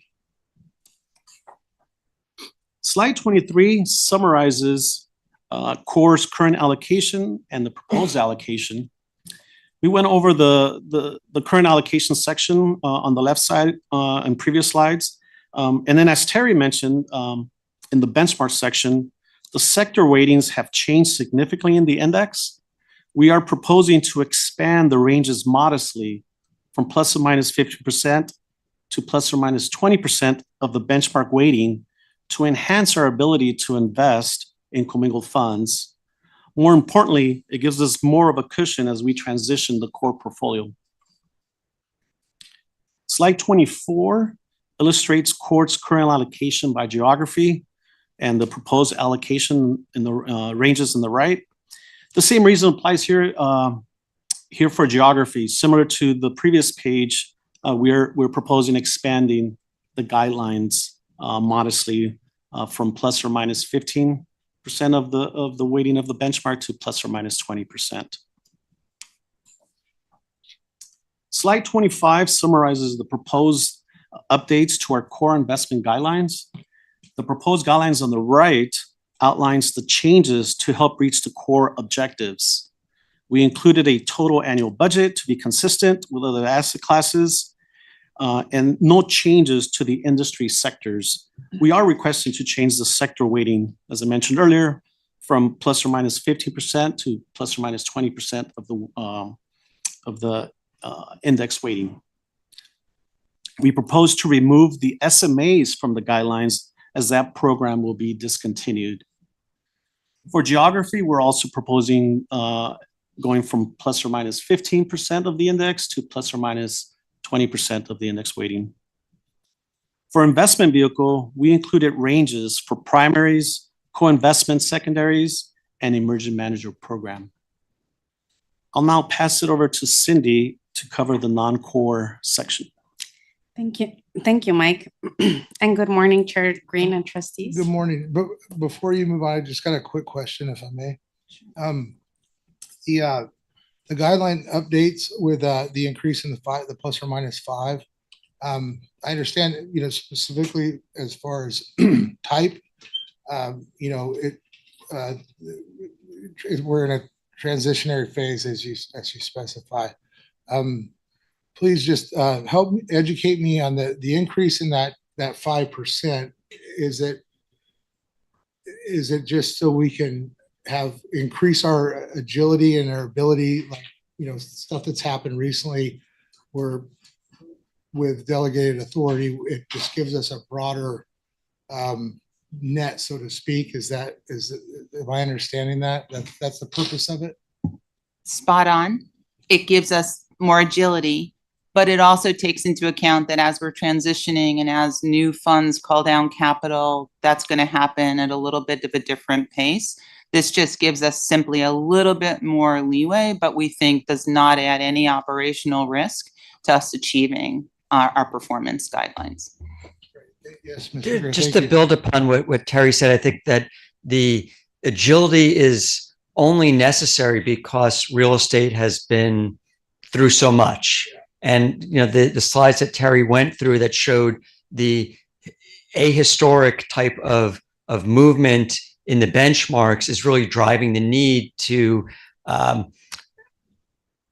we can't rebalance quickly because they're sticky assets. It makes it difficult to make any investment if we're constrained. But it's really a function of the market environment, less that we're trying to have more investment flexibility because we're trying to time markets. We're not trying to do that. We're trying to be cognizant of the current environment. Yeah, it is. Sorry, it's like everything electronic for me. Anyway, because we're in a transitionary type of environment shedding this stuff. It just gives that broader, yeah, great. Thank you so much. Yeah, as a follow-up to that, what would be nice to see, because I know we've talked about it before, I think ever since you came on, Terry, and then part of it is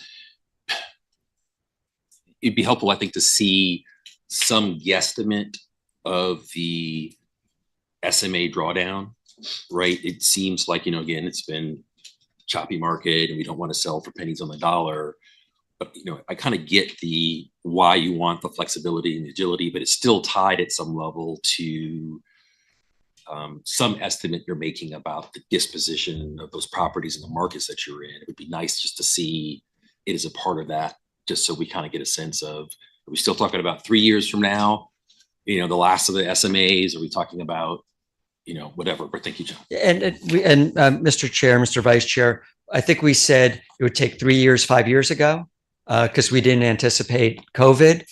And I think that the governor on that transition is the sales, because the SMAs are still included in the assets in our real estate portfolio. So we're not going to keep adding funds if we're not selling assets, because we want to stay on the policy targets set by the board. So we have an active process. And as you said, we're not going to sell assets at any price. We're looking to get the best price where possible. But the fund commitments are replacing sales, and that there's kind of a one-to-one type of relationship between it. So we can give periodic updates, but our efforts have been severely hampered by the market environment. Mr. Chair, while we're in questions, back to slide 10 before we get further.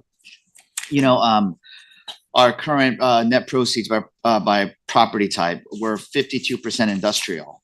Was that by chance or was that by design? Great question. If you go back to actually page 8, you will see that we actually made an early call on the sector in 2018 in the second column. In the 2018 structure review, we decided to increase the allocation to industrial. And that was a very prudent move based on information of what was happening in the markets, and that has benefited the portfolio. Right. That's wow. That was let's see. That was looking at chart 13. 2018 was very good time. Yes. We can't. John always says we don't want to time the markets, but that was good timing.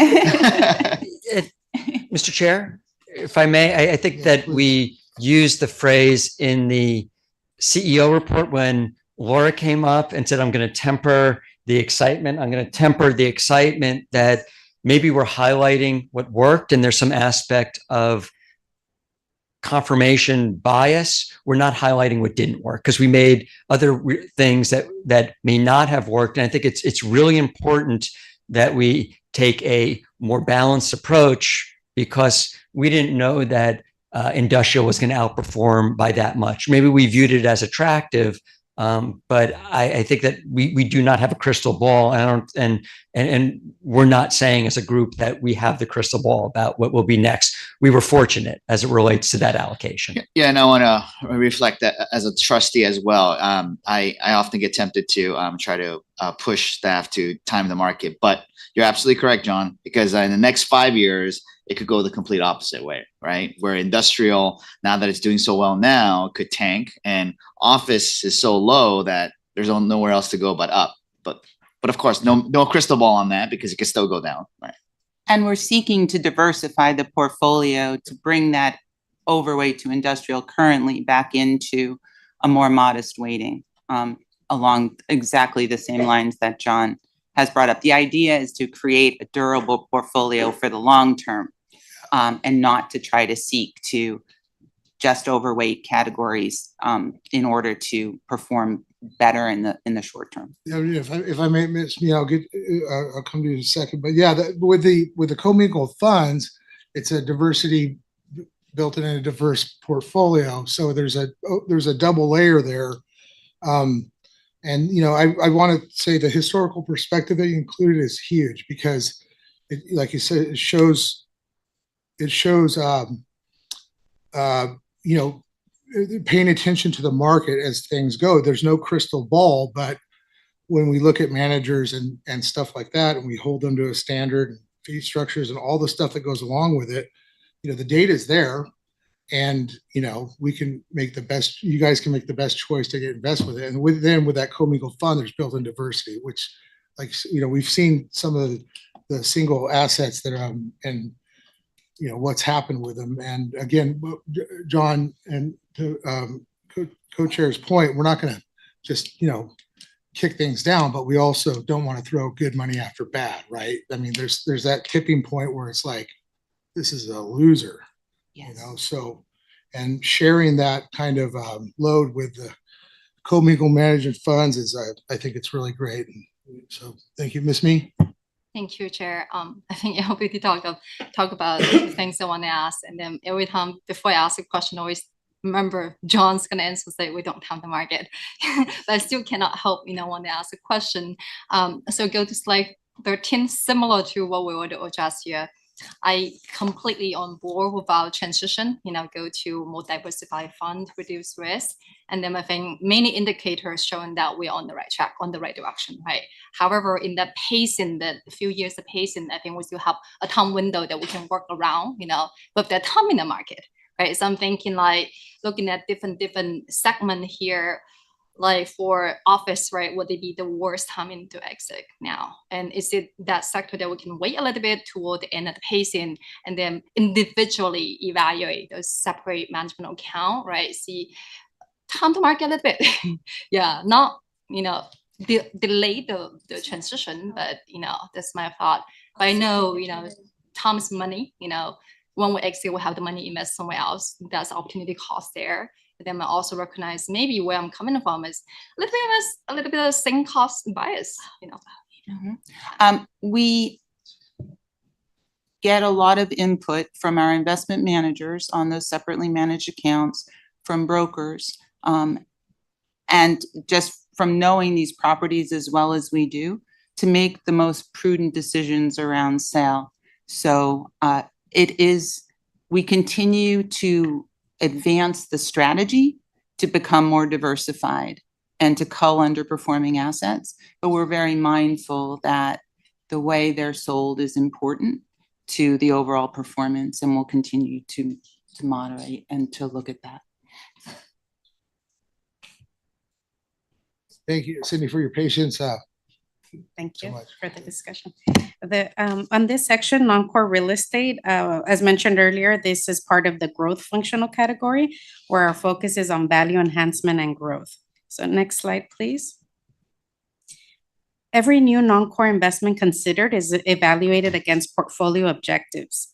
Going clockwise, I'll describe that we seek to build a non-core real estate portfolio with incremental risk-adjusted performance, goal alignment with general partners, value enhancement and growth of the underlying investments, preferred fund terms, strategic partnerships, and investments in structures with appropriate mitigation of potential downside risk. The next slide describes exposure of the portfolio. Today, the non-core real estate portfolio has a net asset value of $1.2 billion and is largely comprised of commingled funds at 86% of the portfolio. The bar charts on this page depict the board-approved investment guideline ranges, and the white circles outlined in blue indicate LACERA's current allocation. Though LACERA's non-core real estate exposure is within guidelines, we note that sector exposure to apartment and geography exposure to North America is nearing the upper limit. This reflects the greater attractiveness and accessibility of apartment investments and the larger opportunity set of non-core funds in the US. We expect these allocations to adjust over time as additional investments are made. On the next slide, we view the portfolio from a manager diversification perspective. We see that Brookfield and CityView each account for a couple of basis points over 20%, the current investment guideline limit. Brookfield manages a fund that will continue to call capital for the next couple of quarters since the fund is still in its investment period. This is a good example of the exposure impact of a fund that is in its investment period, which is usually about 3 years in duration. Next slide, please. On performance, and similar to how we presented the information in the core section, we broke out non-core real estate performance by funds and separate accounts. We would like to note that the NAV column, or the net asset value, shows the portfolio is largely comprised of funds. Most of this is attributed to a few funds that are either fully allocated or close to being so. Recent fund commitments are still in their investment period, demonstrating a J-curve effect whereby income does not yet exceed expenses. Performance is expected to improve as these funds progress on their fund life cycle and as new investments are made. The following slide shows the pacing of new investments. This shows the pacing needed to meet LACERA's strategic asset allocation objectives. The left-sided vertical axis of the chart describes the needed annual commitments in millions of dollars, while the right-sided vertical axis describes the needed commitments as a percentage of the total fund. The dotted orange line represents LACERA's non-core real estate target allocation, and the solid green line, the actual allocation. Similar to the pacing shown earlier in the core section, this chart applies and projects new investment commitment pacing over the next 2 years. Because the pace of deployment may deviate based on various factors, an annual investment budget of up to 1% of the total fund is projected to be needed to close the gap in our current exposure of 1.4% to target exposure of 2% of total fund. On the next slide, we view the portfolio guidelines by sector. Current activities include further evaluation of attractive investment opportunities, particularly in apartment in the U.S. and office outside of the U.S., where work-from-home policies are far less prevalent. To allow for additional capture of attractive industry sectors, we propose a modest increase in guideline limit from 45% to 50%. Next slide, please. Here we view portfolio guidelines by geography. In recent years, we have witnessed an attractive increase in non-core investment opportunities in the U.S. relative to ex-U.S. This wider opportunity pool enables greater use of non-core investments domestically, where we have relatively lower levels of execution risk than in other countries of similar return profiles. For this reason, we propose increasing the allocation limit to North America from 65% to 75%. The following slide summarizes the proposed updates to our non-core real estate investment guidelines. Specifically, we included a total annual budget, investment vehicle, and annual allocation parameters for consistency across asset classes. Modest increases to the allocation limit to industry sectors from 45% to 50%, and geographic exposure to North America from 65% to 75%. This is to greater capture attractive investment opportunities. An increase to manager diversification limit from 20% to 30% to enable investments in high conviction managers and account for the timing differences of funds calling capital. The board will continue to receive regular updates about portfolio exposure relative to guidelines. I will now turn the presentation back to Terry for next steps. So the first next step on slide 36 is to finalize the emerging manager program. There'll be more to come on that, so I'm not going to spend too much time here other than to say we're excited about moving this program forward and partnering with firms aligned with LACERA's TIDE initiative and emerging manager policy. On the next slide, it does show what we've completed, in process, and upcoming. Again, you'll see a lot of these in future reports, but we'll continue our efforts to underwrite opportunities using improved due diligence processes from everything just financial, as well as along the lines of what impacts financial performance as well.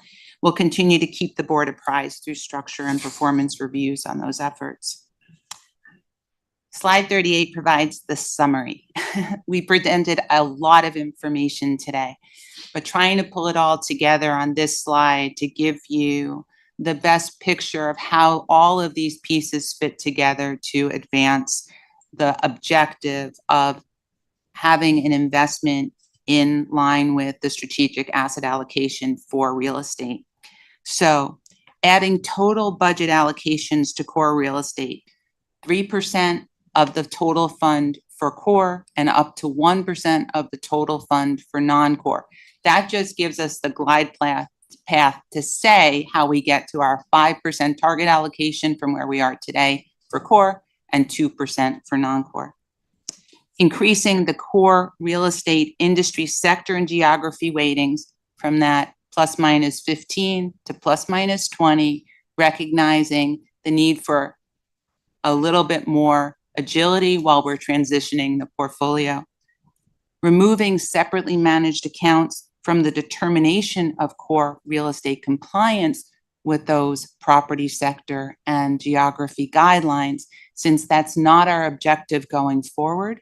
And we don't want to be constrained to have to not make a fund investment because we have a separate account investment that has not yet been sold. We'll increase non-core real estate investment limitation for North America from 65% to 75%, recognizing the potential risk return of North America investments and how they've performed in the portfolio. We'll also increase the non-core industry sector up to 50% for all industry sectors.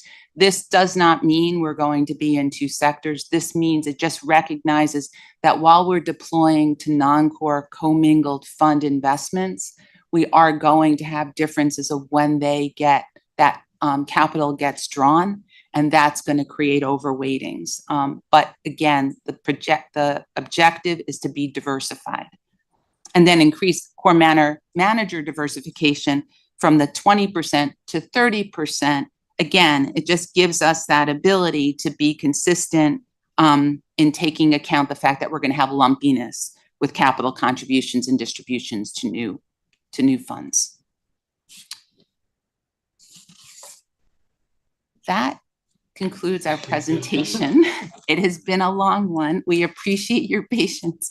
It's a lot of information, but we hope that you've found it informational. It's fascinating. Mr. Jones? Yeah, so I'm still trying to, from the amount of capital we have tied up in the current SMAs that can't be redeployed towards the targets that we have, what is that rough amount? Do you know what that is, kind of ideally? So in the current SMAs, Yeah, it's roughly about 1.6 billion or so. Okay. And you know, it's gone up and down the last couple of quarters, but and at some level, when you think about it across the entire fund, since there's dry powder that we would otherwise be allocating towards our targeted real estate asset, are we then just running shorter of the capital that we would deploy to real estate, or are we kind of drawing that liquidity from somewhere else across the balance to do that? And so I'm just trying to understand that while it's sitting there locked up and we're trying to optimize it, ideally we're not hampering the pace of what we would do too much, but it's still got to be all part of the same pool. So what else is potentially not getting the capital that we're using to keep up with our real estate while it's kind of tight? I'm just trying to understand the relationship a little bit there. Does that make sense, the question? Absolutely. Okay. Yes, we will sell and redeploy that 1.8 million that's in core SMAs and a much smaller part in non-core SMAs in order to deploy toward getting to that 5% for core and 2% for non-core. We are underweight for both. That $2 billion will occur over time, but won't be perfectly matched for this pacing plan over the next two to 3 years. So you're absolutely correct. Some liquidity will come from other sources. Okay.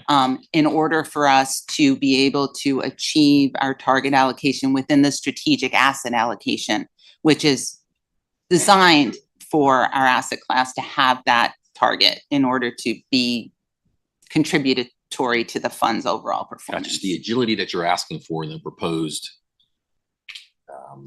guidelines in the structure review then I understand that it's somewhat tied up to the capital that's locked in there, but we've kind of already identified the overall balancing of what's going on, what we want to do. Yes. So, okay. All right. Thank you. Well, I would, I'd like to make the motion to accept the guidelines with a comment. I can get a second. Yeah.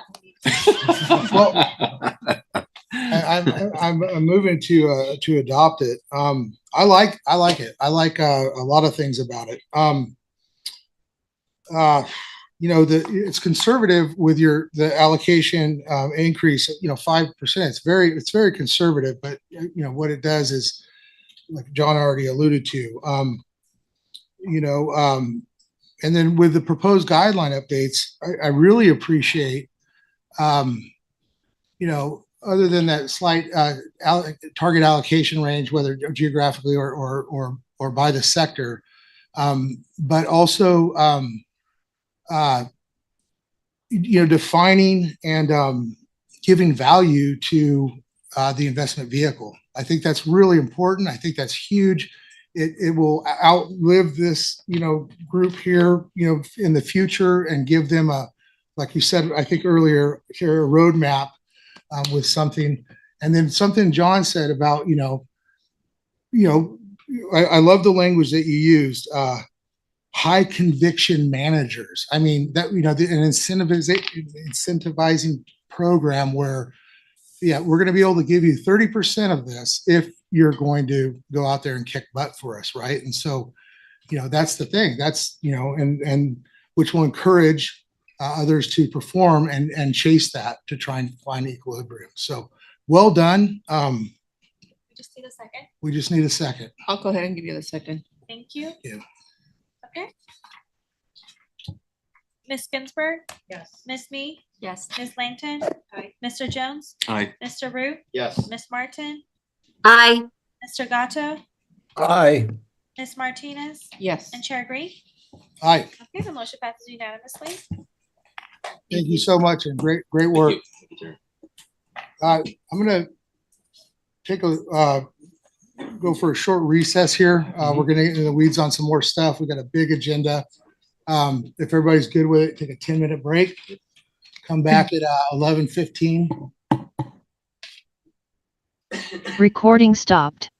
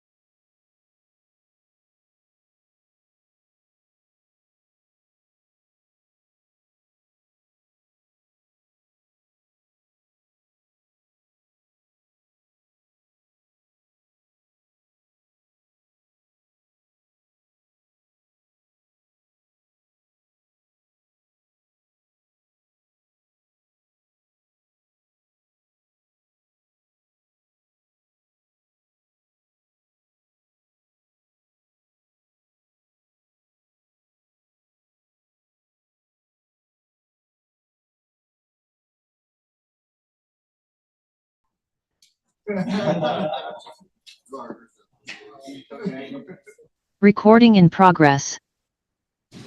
Okay. Welcome back, everybody. We'll get back to the agenda. 7, we're going on to 7C, the actual variation of retirement benefits. Good morning, Chair Green and Board of Morning. Retirement Trustees. My name is Ted Granger. I'm the Chief Financial Officer here at LACERA. With me today are LACERA's consulting actuaries from Milliman. To my left is Nick Collier, and on the other side of Nick is Craig Glide. They should be familiar faces, long-term consultants for LACERA. We're happy to be here today. We're presenting the results of the 2024 actuarial evaluation. We're also seeking approval. There is a recommendation before the board today.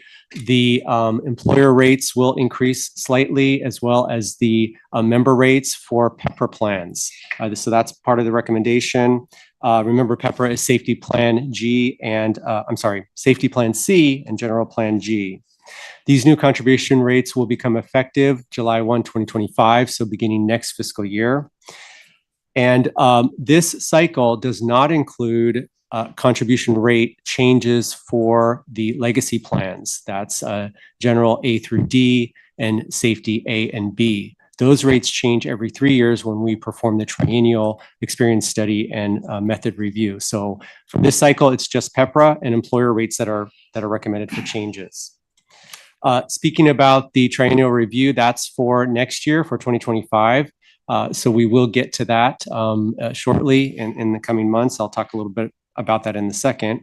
With the approval of this particular report, the 2024 valuation, we will work with the CEO's office and the Board of Supervisors to get these new contribution rates approved and updated on the county system, should your board approve this report today.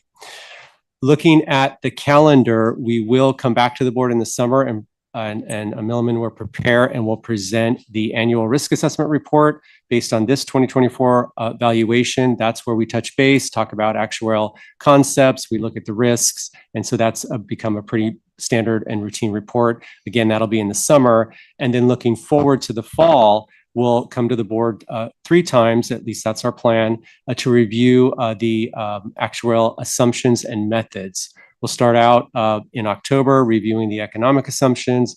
We'll come back in November and review the demographic assumptions. And finally, we'll come to the board in December for hopefully some final decisions. And then we can move forward with the valuation report. That'll be about this time next year.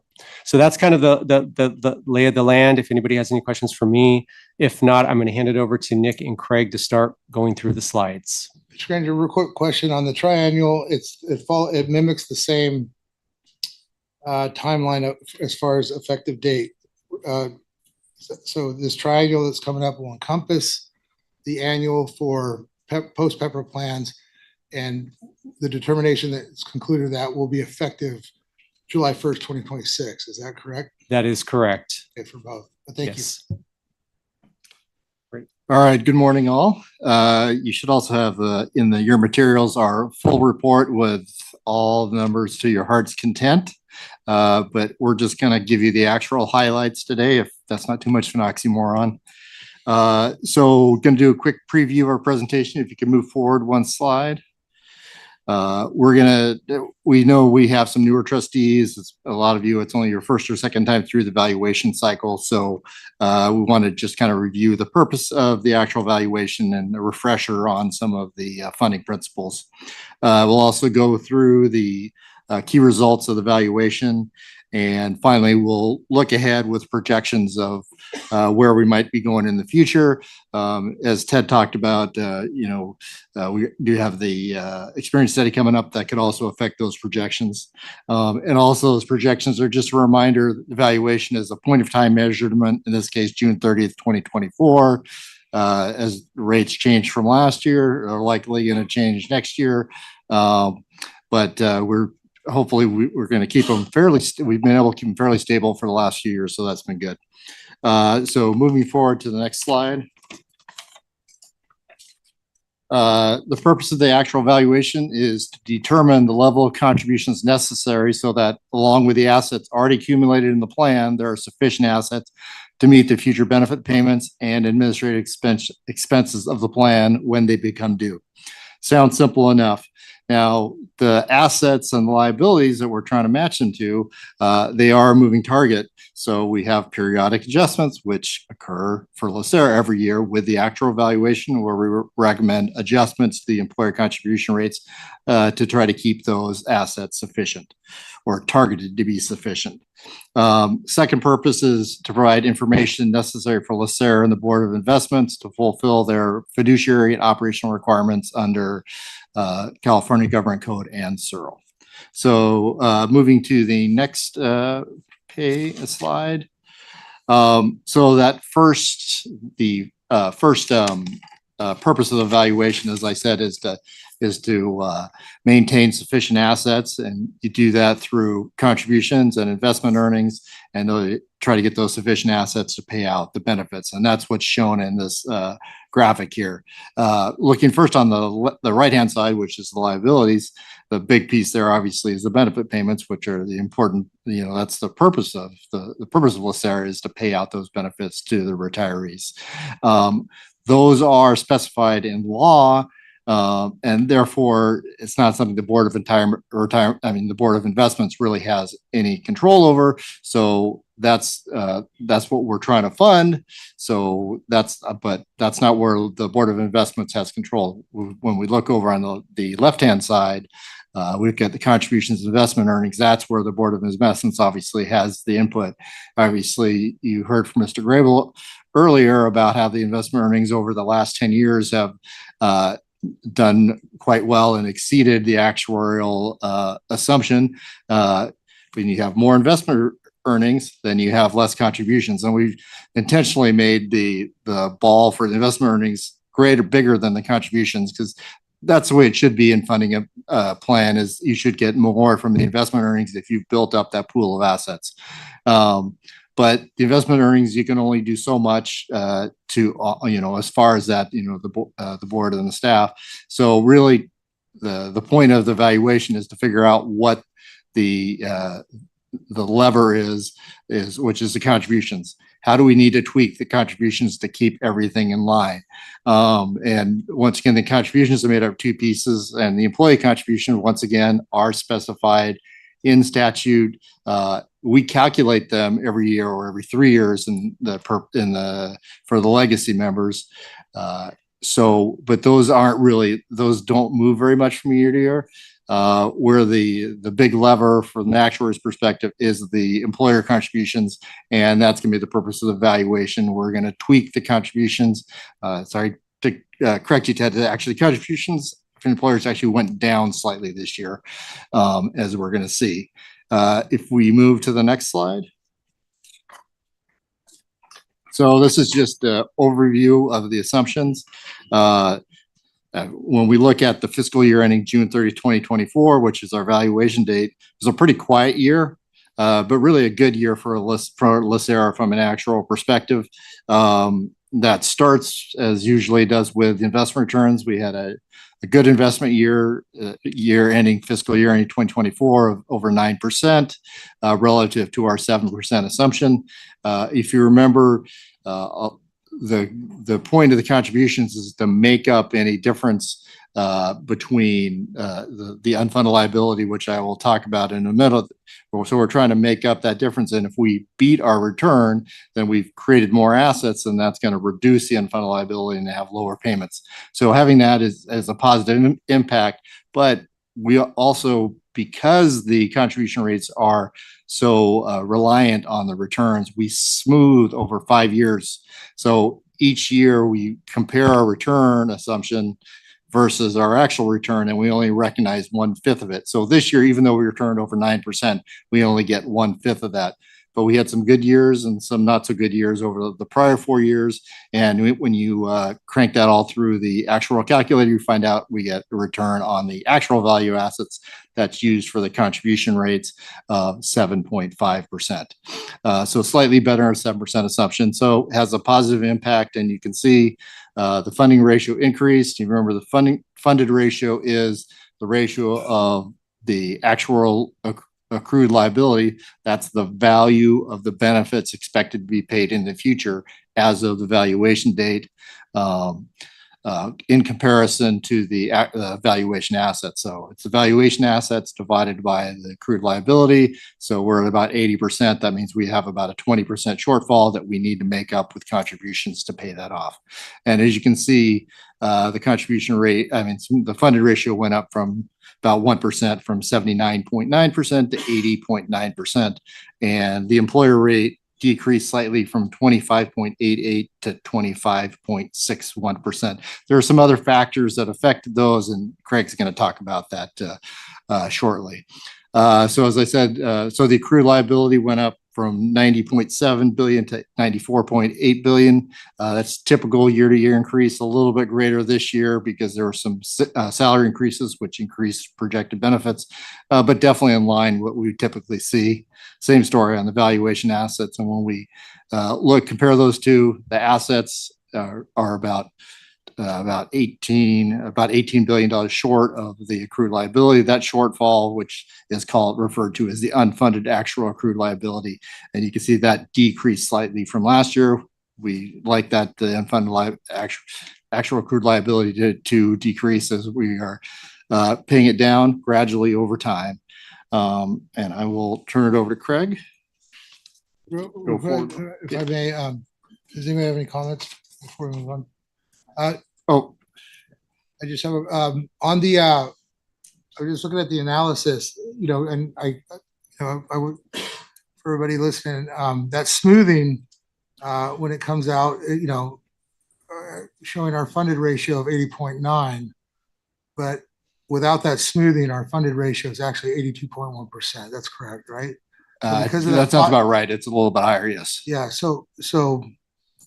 But by law, we have to incorporate that 5-year period of analysis with all things being considered to get that.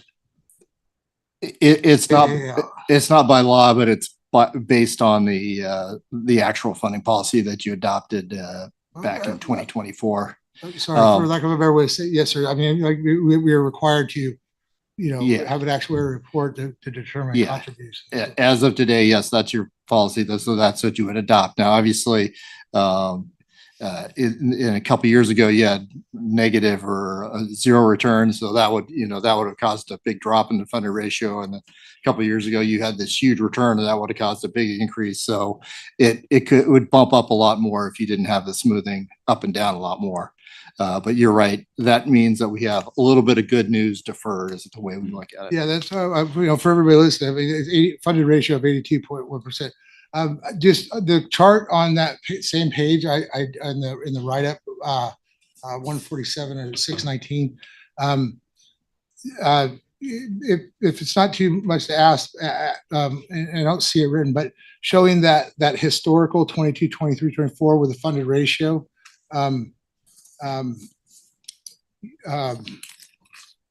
That funded ratio at the top is the actual funded ratio without the smoothing, right? No, it has the smoothing.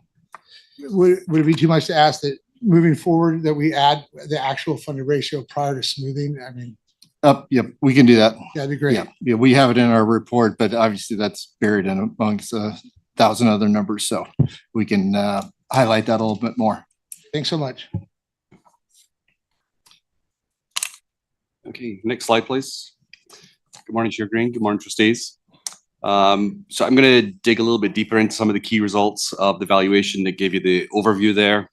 I'm going to start by talking a bit about the employer contribution rates, then move on to the member contribution rates, and then I'll finish out my section talking about some of the reasons for the changes in the funded status and in the contribution rates from year to year.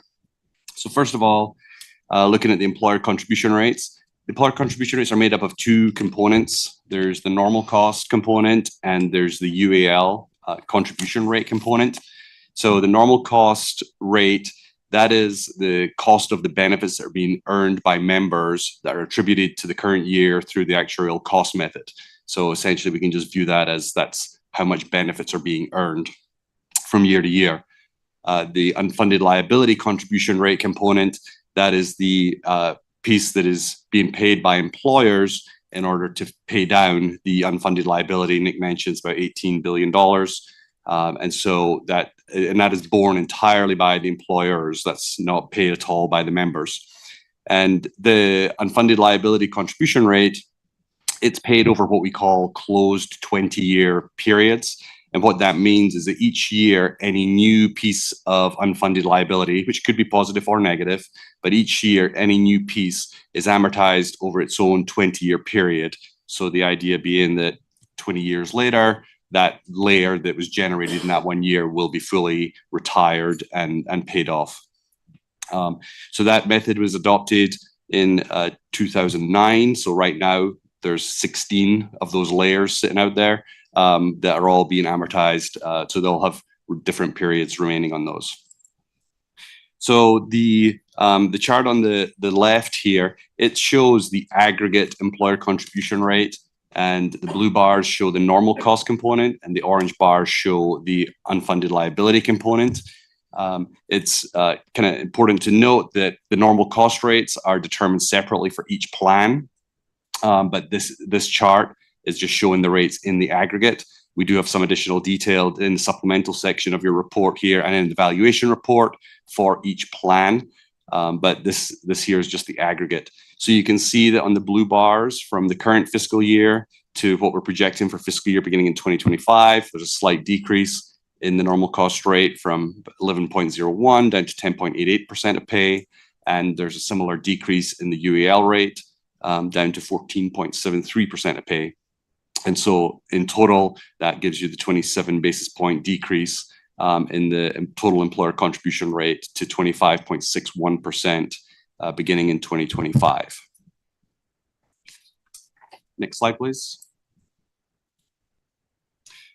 So this just gives a little bit more detail on the employer contribution rate by the for the general members and the safety members and by plan.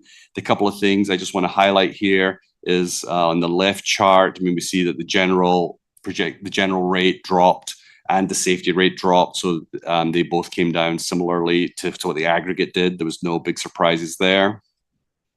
On the right-hand side chart, we're showing how when those contribution rates, how they break down based on the plan that members, active members participate in. And so we're estimating that for the fiscal year beginning in 25, it'll be a little over $2.6 billion in employer contributions. And you can see just based on these charts that for general members, those are primarily going into General Plan D and General Plan G. And so there's very little, if any, going into plans General A through C. And that's because at this point, there's only 63, or as of June 30th, 24, there were only 63 active employees still participating in those plans. So there's very little contributions coming in there. Over time, those bars will shift so that the contributions will move more towards General Plan G and Safety Plan C over time as more active employees participate in the PEPR plans compared to the legacy plans. Next slide, please.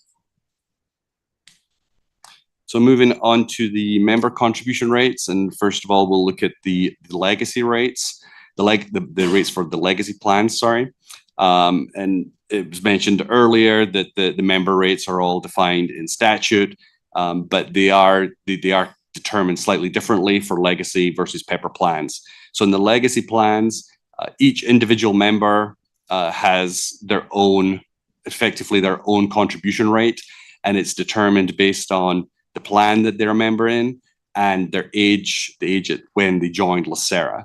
And so each individual member has their own rates there. It's determined by formula that's written into the SERL, and they typically only change when certain of the valuation assumptions change. And those assumptions are investment return assumption, salary increases, and the rates of mortality. Those are the assumptions that will affect these legacy member contribution rates. There's been no changes in those rates and those assumptions since the prior valuation. So from an individual member standpoint, there's no change in the rates. As mentioned, in the upcoming triennial experience study, we'll be looking at those assumptions again. So it is possible, if there's any changes made to those assumptions, that there could be some changes to the legacy member rates going into 2026. So the chart here on the left, it just shows the aggregate rate for each of the legacy plans. So just you can see the range of contributions there in aggregate. General Plan E is non-contributory, so that's why there's no bar there for General E. And Safety Plan A has no remaining active members, and so that's why it's not represented on this chart. Next slide, please. Moving on to the discussion of the member rates for the PEPRA plans. Those member contribution rates are determined differently. Under PEPRA, for each of the general and safety members, the member contribution rate is set equal to half of that respective plan's total normal cost rate. And so under PEPRA, the members have to pay at least half the cost of the normal cost, the benefits that they are earning. So going into 2025, we are projecting increases in the General Plan G and the Safety Plan C rates. General G is going up 2 basis points to 9.3% of pay. The Safety Plan C rates are going up a bit more. They're going up 17 basis points to 15.14% of pay. Now, we do expect for the PEPRA rates from year to year that those rates will change somewhat, just because of the way the normal cost calculated is based on the total active demographic of the respective plans, and we expect some changes in those from year to year, so we do expect some movement. The Safety Plan C increase, that 17 basis points I talked about, that is a bit larger than we would typically expect to see in a year when there were no assumption changes. And the main reason for that is that based on a review of salary data that's used in the valuation, LACERA staff identified that there had been some non-pensionable pay components included in the salary data element that had been used in prior years. And so in 2024 valuation, we removed those so that we're only using the pensionable pay.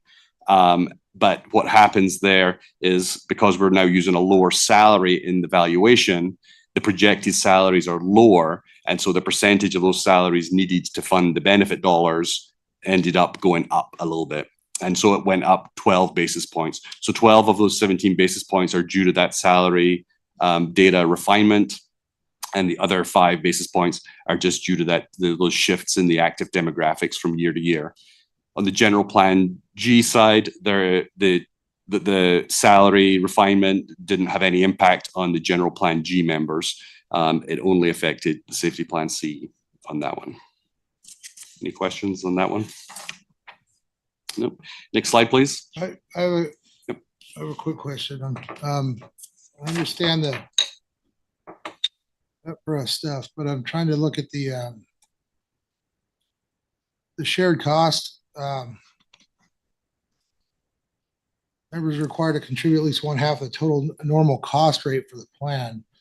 I'm trying to understand the math here, and maybe this is for my education, but the employer normal cost rate for the valuation came in at 2.88.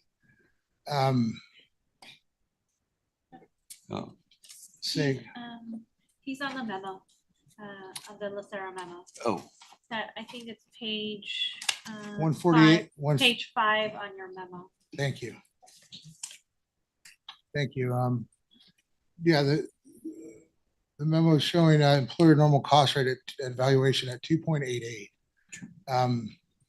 By definition of the shared cost for the post-PEPRA plans with at least 1/2 a total normal cost rate, I'm trying to understand the increase, 0.17.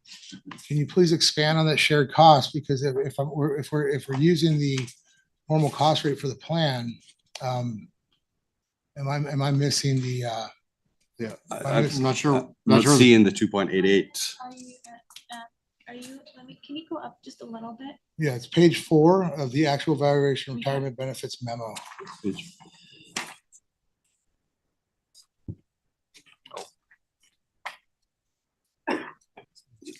it 25 point?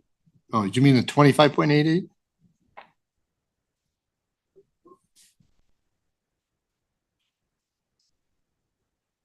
So, 10.88. Yeah.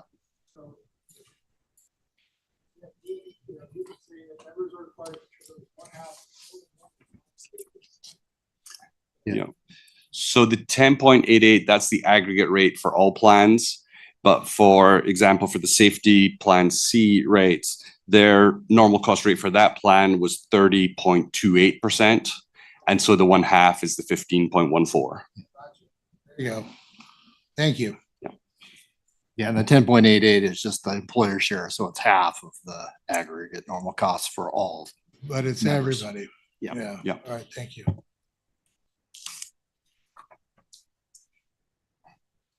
Okay, so on page 10 here, we're now going to look at some of the, Nick talked about how the funded ratio had increased 1% from 79.9 to 80.9%.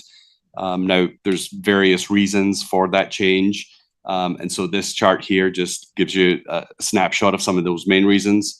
The way to read this chart is that any of the green bars, those are good things, those are favorable, they cause the funded status to increase, where any red bars, less favorable and cause the funded status to decrease. So the main one here right at the top, the funded ratio increased by about 0.9% because the employer was contributing contributions in order to pay off the unfunded liability. And so that caused an increase in the funded ratio. Nick talked a bit about the investment gains. So there was the 9.1% investment return compared to the expected 7%. So there was that 2.1% investment gain. Part of that is recognized in this year's valuation, and part of it is deferred to be recognized over the next 4 years. But the piece that was recognized this year was the primary driver in an increase in the funded ratio of that 0.4%. Then looking at salary increases were higher than what were expected by the assumptions. And so when that happens, salaries are higher, projected benefits are higher, so the liabilities are higher. And so that causes a decrease in the funded ratio. And so that had an offsetting effect of the negative 0.4%. Everything else that occurred in the valuation combined in aggregate had a small impact of the 0.1. So in total, the main drivers of that increase were the strong contributions to pay off the unfunded liability and then the investment gains. Next slide, please. This is a similar chart looking at the changes in the employer contribution rate from year to year. We mentioned that the employer contribution rate decreased by 0.27% of pay to 25.61 in total. The green here represents things that cause the contribution rate to go down, and the red bars, things that cause the contribution rates to go up. So some similarities here compared to the impact on the funded status. Since the investment gains caused the funded ratio to improve, it caused a lower unfunded liability. And so there was less needed to then amortize that unfunded liability. So the investment gains caused a decrease in the contribution rate. I talked a bit about the salary increases that caused the liabilities to go up and hurt the funded ratio. The red bar here for salaries, it's kind of showing the same thing. Since it hurt the funded status, it caused the unfunded liability to go up. And so the contributions because of that had to go up to pay for that. On the flip side of that, there's the payroll increase greater than assumed line that you see as a kind of a, you might wonder, well, why we've got payroll increase and a salary increase. And the difference there is on the payroll increase, because we got those salaries greater than assumed, and because the active population increased in headcount by almost 2% year over year, and the total payroll went up more than was expected by the assumptions. Since we're calculating the contribution rate as a percentage of salary, the higher salary means that a lower percentage was needed in order to fund that unfunded liability. So when you get those salaries and payroll growth greater than expected, you often get those offsetting impacts on the two pieces there. And so that's the difference between the payroll and the salary. Changes in the active member demographics caused a small decrease. That's primarily the shift in membership towards the PEPR plans and just the different normal cost rates that are applicable there. And then again, contributions were slightly higher than expected because there was higher payroll than expected. And so that caused a small decrease because those contributions helped to lower the unfunded liability. And then all other sources were a relatively small amount. I'll hand it over to Nick to sort of look ahead at what might be coming up. Yeah, if we go forward 2 slides. All right, if you can just focus on the blue bars right now, this shows the projected employer contribution rate. And if you look really closely at the blue bars, you can see right now they're, as we talked about, they're just over 25%. The employer contribution rate, I think, was 25.61. As we talked about, that good news deferred is then we get the gains that are deferred in the smoothing method as those are reflected over the next few years. That has a positive impact, and you can see the blue bars. If you look closely, go down just below 25%. So just small positive that we're projecting. And you can also see we're projecting the funded ratio over the next 10 years to decrease to 93%, and expecting it to be, well, I shouldn't say expecting, but projecting it to be paid up to 100% by June 30th, 2040. But one thing that we can say about the assumptions is, and if you look at this projection pattern, it's just going down nice and smooth. One thing we can say about the assumptions, and we always say, is that the only thing we know about them is they're going to be wrong. Things are not going to go exactly according to plan. So we've just shown kind of positive and negative experience based on the returns. The yellow line there shows if we had prolonged period of returns well below our assumption at 4.3% versus our 7% assumed. If we have poor returns, then we need more contributions to balance things off. So you would have an increase in the contribution rate. And then it would hurt the funded ratio. As you can see, the funded ratio basically just treads water there at about 77%. On the flip side, if you have positive returns, then you're going to end up paying off your unfunded liability sooner. That's going to cause the contribution rates to go down. As Ted talked about, we're going to do a more comprehensive analysis of the return variance and other risk factors in the spring. So I will spare you any more on this slide and go to. Could I ask a quick question? Yeah. So if you assume a 9.8% return, when will it be at 100%? Is it like 2028, 2027? It's, I think it's 2031 because the rate, you can see the rate goes down. If it goes down to the normal cost, that means you're not paying any more for the unfunded liability in 2032. So that would be the 2031 valuation when that would occur. Oh, goes so flat line right there. Okay, Yeah, 2032. but okay. but because there's a lag between when the valuation happens and when the rates go. And if you could extend it out at a 7% return, you said it's 2040, right? Yeah. And this is just for the employer contribution portion, right? Yes, and the member rates are effectively projected to be the same every year, because if there's things that happen different than assumption that would cause the rates to change. So you're saying at 2032, if we had an average of 9.8% return till then, the employee contribution rate would be zero. Still the same. Still the same. Yep. Okay. Oh, right. That's okay. It's a good and bad flip side on the member rates is they don't share in the good experience, but they aren't penalized with a bad experience. Right. Okay. It's just the assumption of the model. The projection on this is it follow the actuary projection of 20 years on this chart. So it follows that arc. Yeah. It's just, even though it's just a 10-year window, it's following that 20-year arc of this, right? Yeah. Okay. Thank you. All right. Next slide. Favorite words from an actuary. In conclusion, we have recommendations here. We talked about them. Obviously, adopt the new employer contribution rate, which is on average, in aggregate, it's 25.61. As Craig talked about, a little varies by plan, but overall, small decrease with the employer.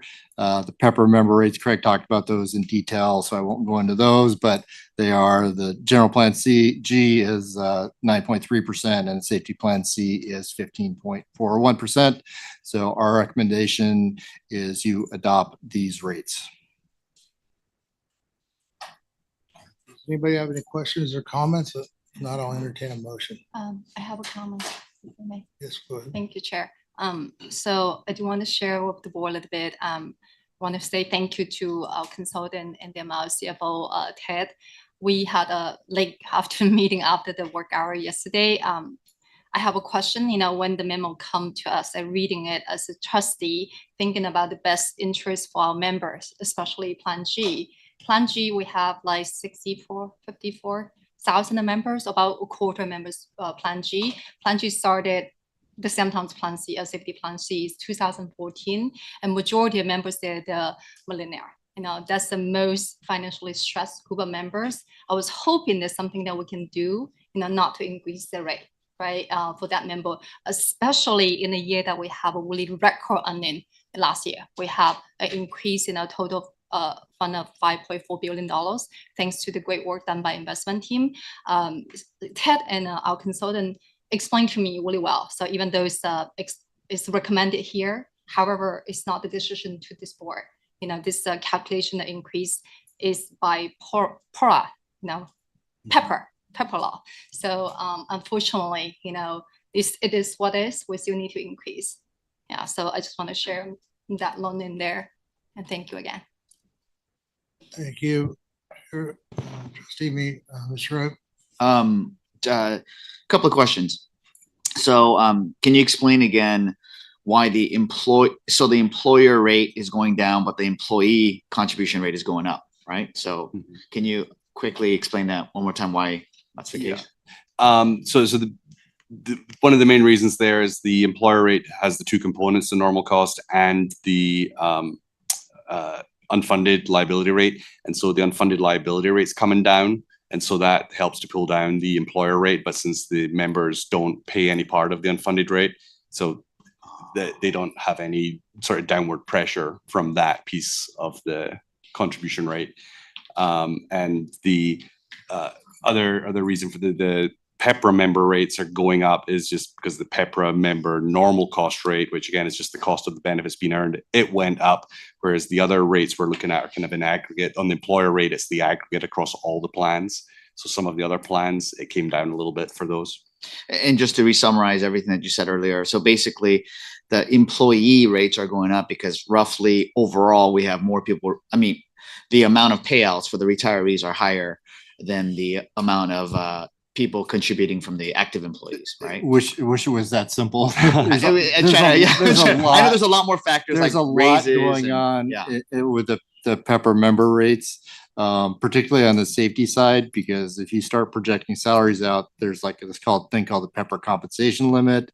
So all of a sudden, if any members are projected to hit that, then they stop getting, then salary increases aren't as important, and their benefits kind of effectively get capped. And so there's a whole lot going on in the, I mean, and the normal cost contribution that should stay fairly stable. As Craig said, there was one little blip this year because of the data element that was adjusted, but those should stay fairly level from year to year.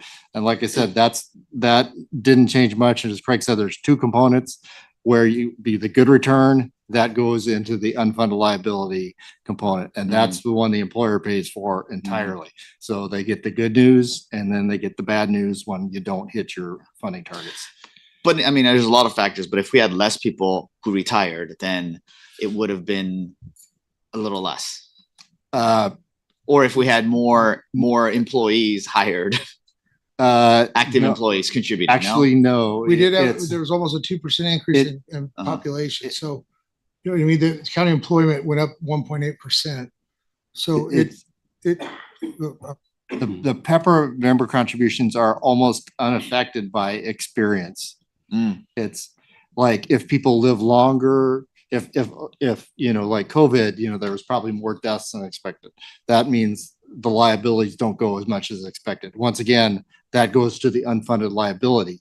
All the normal cost is basically what we're projecting is going to happen in the future. If things happen different, it doesn't affect it. It's definitely counterintuitive, but it's all based on what's assumed to happen. The normal cost rate is basically what's on assumed to happen, not what actually happens. What actually happens, that's going to flow to the unfunded liability. And I think it's in the report, but the estimated contribution rate for that 17 basis points for Plan C It was Plan C 17 basis points, right? Yes. So is roughly how much in dollars? I know it depends on the employees, but on rough, I think, because I think it's in the report, but I just wanted to, for the public. Yeah, I'm going from memory a little here. I think there's about, 1.2 billion in payroll on the safety C plan estimated. So if my math's any good, it's, I think it's, do you want to add something there? Oh, I was just gonna say is maybe what you're more looking at is how like an individual member is Yes, that's what I affected. meant. Oh, yeah. Let's just say if somebody's making safety, if you're making 100,000, just for an easy number, that would be $170 a year, which would translate into something. less than $10. Right, 10, yeah. Less than $10 a paycheck. Right. But, but more than $5. And how many folks in Plan, I think our trustee me said it, but how many folks in Plan C and Plan G that are affected with this increase? Well, all the right. So yes, all the members in the plans are affected. It's about I don't 20. Yeah, how many employees? I think it's in the report as well. I just wanted to say for the public. Plan.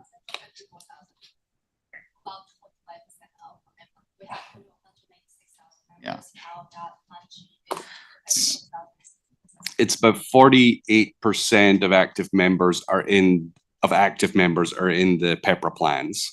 And so, yeah, there's about, as of 2024, it's about 98,000 total active members. So it's about 45 or so thousand members combined in general Plan G and safety Plan C. Yeah, I've got, this is as of June 30th, 2024. So you're gonna have a few more people. Yeah. 42,000 in general G and over 5,000 in safety C.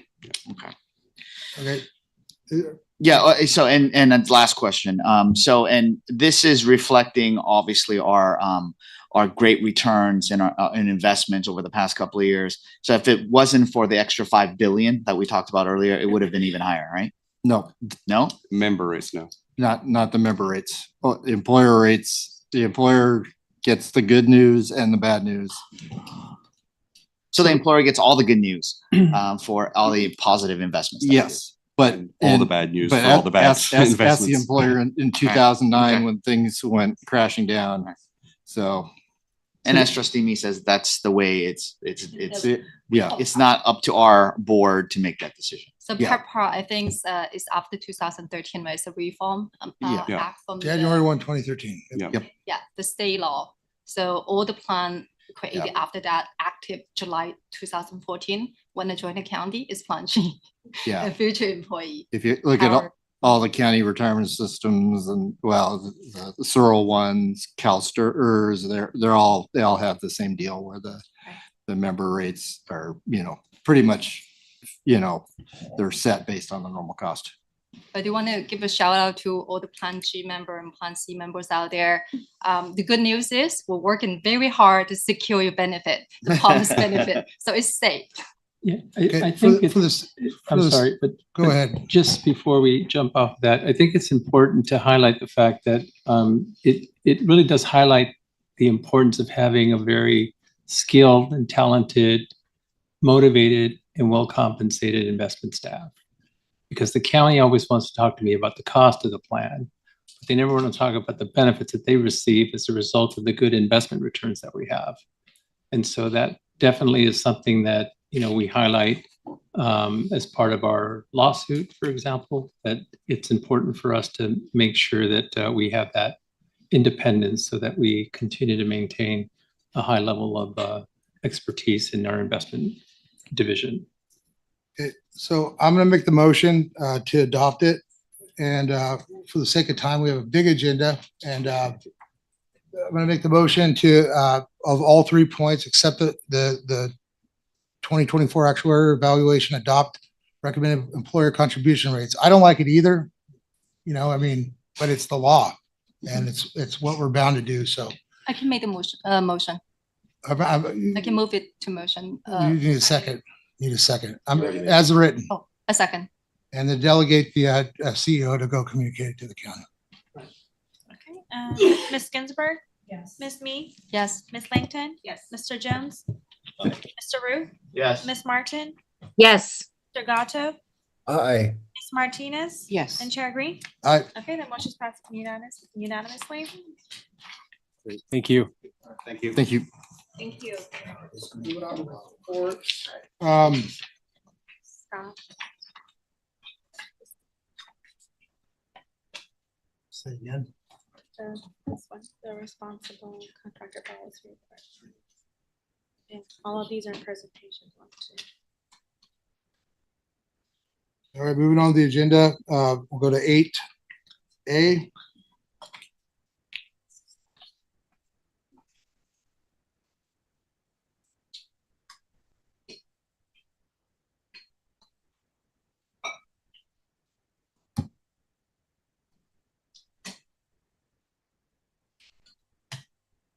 Great. Well, good morning, good afternoon. Afternoon. Chair Green and trustees. Report 8A is a update on LACERA's implementation of its responsible contractor policy, or what we call the RCP. This report is being provided consistent with the policy's requirement that periodic reports be presented to the board on its implementation.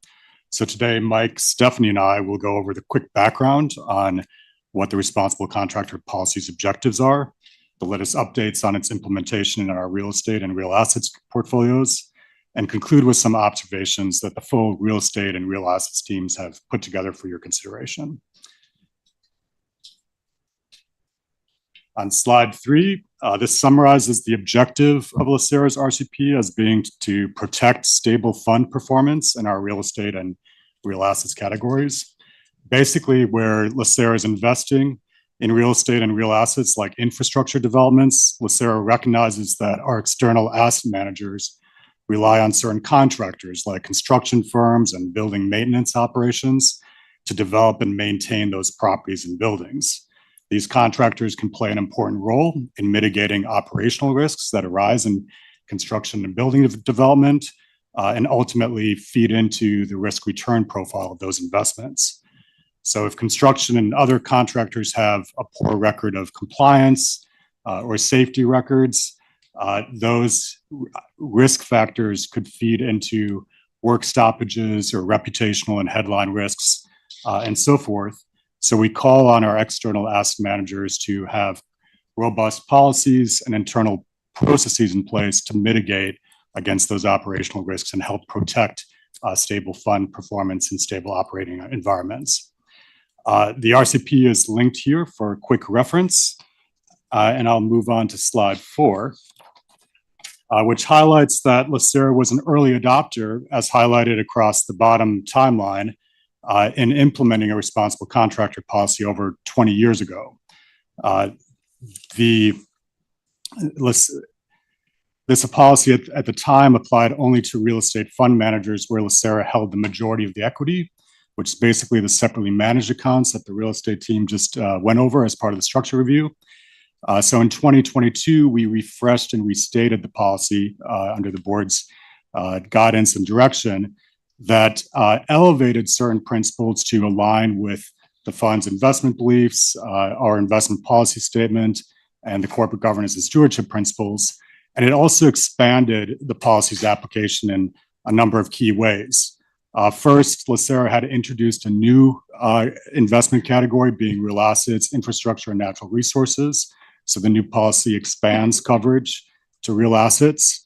It also expands the policy to the commingled funds to encourage that as we underwrite new funds in real estate and invest in real assets, we diligence those managers to what extent they have similar provisions, encourage them to adopt as provisions that are in line with LACERA's policy.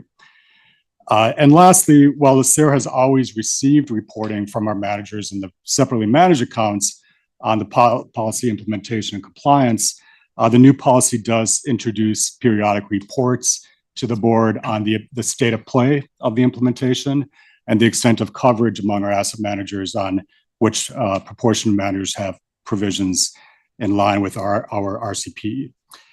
So this year, last year we provided an update on the real estate portfolio after a deep dive. And this year, following the real assets team's implementation of investments in private funds, we're covering both asset categories. You'll see that some of the charts have 2 years of data for real estate. We've now aggregated trendline information that folds in 1 year of data for the real assets portfolio as well. And this is an ongoing effort, so we'll provide updates going forward. With that, I'm going to turn it over to Mike and Stephanie to go over some of the details. Thank you, Scott. Good afternoon, Chair Green and trustees. Slide 5 outlines the key provisions of the RCP. The first key provision encourages fair wages and benefits so that contractors take into account local market conditions and fair wages to promote stable and dedicated staffing. The second key provision includes an expectation for compliance with federal, state, and local laws. The next key provision ensures equal opportunity and non-discrimination when contracting for construction and operation services. And then the fourth key provision applies to competitive bidding so that qualified contractors can be considered through a competitive bidding process. And the last provision encourages the freedom of association when a labor organization may be involved. This helps avoid operational impact and potential legal liabilities. Slide 6 provides a summary of how the policy is applied. The left table shows how the policy applies for assets where LACERA holds more than 50% of equity, such as separate accounts. The managers are required to comply with the terms and provisions in the RCP to all contracts valued at over $100,000 or more. The right side shows how the policy is applied where LACERA does not have more than 50% equity in a fund. LACERA encourages the managers to have provisions and practices in place that are similar to LACERA's policy. Moving to slide 7, we wanted to provide the board a summary of the type of contracts for the properties managed by the 5 separate account managers. All 5 separate account managers report 100% compliance with LACERA's policy. The charts on the right illustrate the number of contracts by services and the cost. Approximately $11.3 million was paid to 40 contractors with service agreements over $100,000. Many of the contracts were in construction, repair, maintenance, janitorial, and security services. Moving to slide 8. We monitor all managers on whether they have RCP provisions in place. We continue to dialogue during quarterly calls and while attending limited partner advisory committee meetings and requesting that they adopt and report to limited partners such as LACERA on their implementation. On the left, for real estate, last year, 11 out of 17 commingled fund managers voluntarily adopted RCPs that applies to LACERA's mandate. This equates to about 2/3 of our real estate managers. This year, 13 out of 21 commingled fund managers have RCPs. 2 existing managers adopted RCP policies, and we view it as something becoming more prevalent in recent years as more managers are adopting their own RCPs. I'll now pass it over to Stephanie to cover the right side of the slide that covers real assets. Oh, thank you, Mike. Good afternoon, Chair Green and trustees. Then I'll discuss the adoption of RCPs among real assets fund managers. In 2024, 11 out of 19 real assets fund managers have RCPs in place, including 3 managers who adopted new RCP policies in 2024 after we encouraged them to do so. So this is a positive step towards broader adoption and implementation of RCP. Managers with RCP-like provisions are responsible for managing 66% of the total real assets private markets net asset value. This demonstrates a significant commitment to responsible contracting within our portfolio. LACERA has encouraged all managers without RCPs to consider adopting these policies. We have also asked them to report to LPs on their implementation progress. Moving on to page 9. In addition to checking if a manager has an RCP, we go further to evaluate whether their policies cover the same key terms as LACERA's RCP. The bar chart on the bottom of slide 9 shows what percentage of managers who have policies in place address specific provisions that we look for and encourage. In addition, the content of the manager's policies varies. For example, it's fairly common for asset managers' policies to address labor laws and to expect competitive bidding in contracting practices.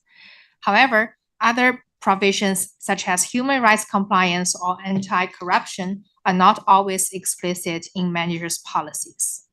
Where a provision is not explicit in their RCP, managers often represent that the same provision is addressed in legal contracts or is simply part of their practice, but not in a formal policy. In these instances, we are encouraging them to expand their policies to incorporate clear reference and promote comprehensive policies that guide their contracting policies. The chart also shows that in real estate, where we have year-over-year data, the prevalence of most specific provisions has increased, such as labor rights and competitive bidding. It looks like 2 ratios went down, but the reason of the decline is, as Mike mentioned in slide 8, there are now more managers, the number of managers with RCPs is higher, and they are capturing more policies. Then I will hand it back to Mike. So moving on to slide 10, this just highlights our observations and next steps. In summary, all 5 separate account managers report that they're in compliance with our policy. About 60% of our real estate commingled fund managers and real assets fund managers have adopted RCPs. It implies that it is increasing amongst managers and it's becoming a standard practice. This includes non-US managers in Europe and Asia. And we're finding through our continued dialogue with the managers, the responsiveness to adopt a similar policy. As mentioned earlier, 2 existing real estate managers and 3 existing real asset managers adopted new policies after having discussions with LACERA. In terms of next steps. Mike, question Yes. for you. Are we part of a mindful majority amongst other LPs, or is this still not widely adopted because it's not asked for on behalf of other LPs? Like, where are we? Are we the tip of the spear? Are we kind of a part of a crowd, more arm in arm on this? Like, just where are we in that kind of process? Yeah, in terms of, so last year was the first year we reported on the RCPs, and we were pleasantly surprised to see that more than 60% of our existing real estate managers have a policy similar to ours. So that's a plus. In terms of process, we continue to have conversations with existing managers and potential managers. During initial underwriting, that's one of the items that we discuss with them to see if, how it's implemented, not just having a policy, but how they actually execute it. And some may need assistance in enhancing their policy. So we provide them our copy of our policy and just continue the dialogue there. And so among other LPs, are other LPs also having the conversation at one level or another? So GPs are hearing it from multiple places, or are we the rare LP that's? Yep, go ahead. I'd just jump in that I'd say 20 years ago, which predates all of us here at LACERA, but LACERA was part of the tip of the spear among a small number of public funds that did adopt RCPs and started a dialogue with asset managers on to what extent have they formalized similar provisions. So that this 60% figure does show the growth, but it also does show and demonstrate the focus that the team gives as part of upfront underwriting to kind of assess to what extent managers have the practice and encouraging them to fold in similar formal policies kind of going forward. So it's a mix among LPs, but certainly 20 years ago, LACERA was part of that initial wave. Nice to know. Thank you. Mr. Grable? Just to add that something the team may not say, but I can say is I think when we talk about towards best in class, I think that we are leading this discussion and we're pushing back on firms when they say, oh, we've got practices, don't worry about it. But you've got a practice, just put it in writing. And I think that we demand a lot of our business partners and we ask follow-up questions and don't settle for easy sound bites. Yeah, and I also want to add to that, with the separate managed accounts, with 100% compliance, contractually obligated and whatnot, where we lose that, the challenges with non-US markets, existing, laws and whatnot that we have. But yeah, Council for Institutional Investors, there's people out there 20 years ago, not present, that are pushing on this kind of stuff. I do think that we are the tip of the spear, but I also want to bring up the point. That's why an increase in voting proxy rights is also so important, because if we're at the table and we've got a hand to raise or not, I think there's a lot of value in that, and that's part of our investment strategy plan and increasing in it. So, because words like encourage or endeavor or we'll really try our best, versus 100% compliance contractually obligated, where we're going to drop it dead, But again, I think the feedback coming back with these fund managers, the increase in their commitment to it, I think it's encouraging. So, Ms. Langton. Thank you. Mike, I'll get to you after Ms. Langton. Okay. Sounds good. Thank you. I joined Mr. Green's, Chair Green's most recent comments. So like in next steps, it says contracting. LACERA negotiates side letters with new investments to strengthen responsible contracting and reporting. Why are we doing, if we're contracting, why are we doing side letters and not making it part of the contract? So the next steps is actually part of just our ongoing regular practice that the legal team does a robust job of adding language that addresses a number of areas, including responsible contracting provisions that are part of a side letter because they're attached to the formal standard LPA that's offered, or limited partner agreement that's offered from the manager to all LPs. So we add that extra language for LACERA's participation in the fund, and that includes a variety of different topics.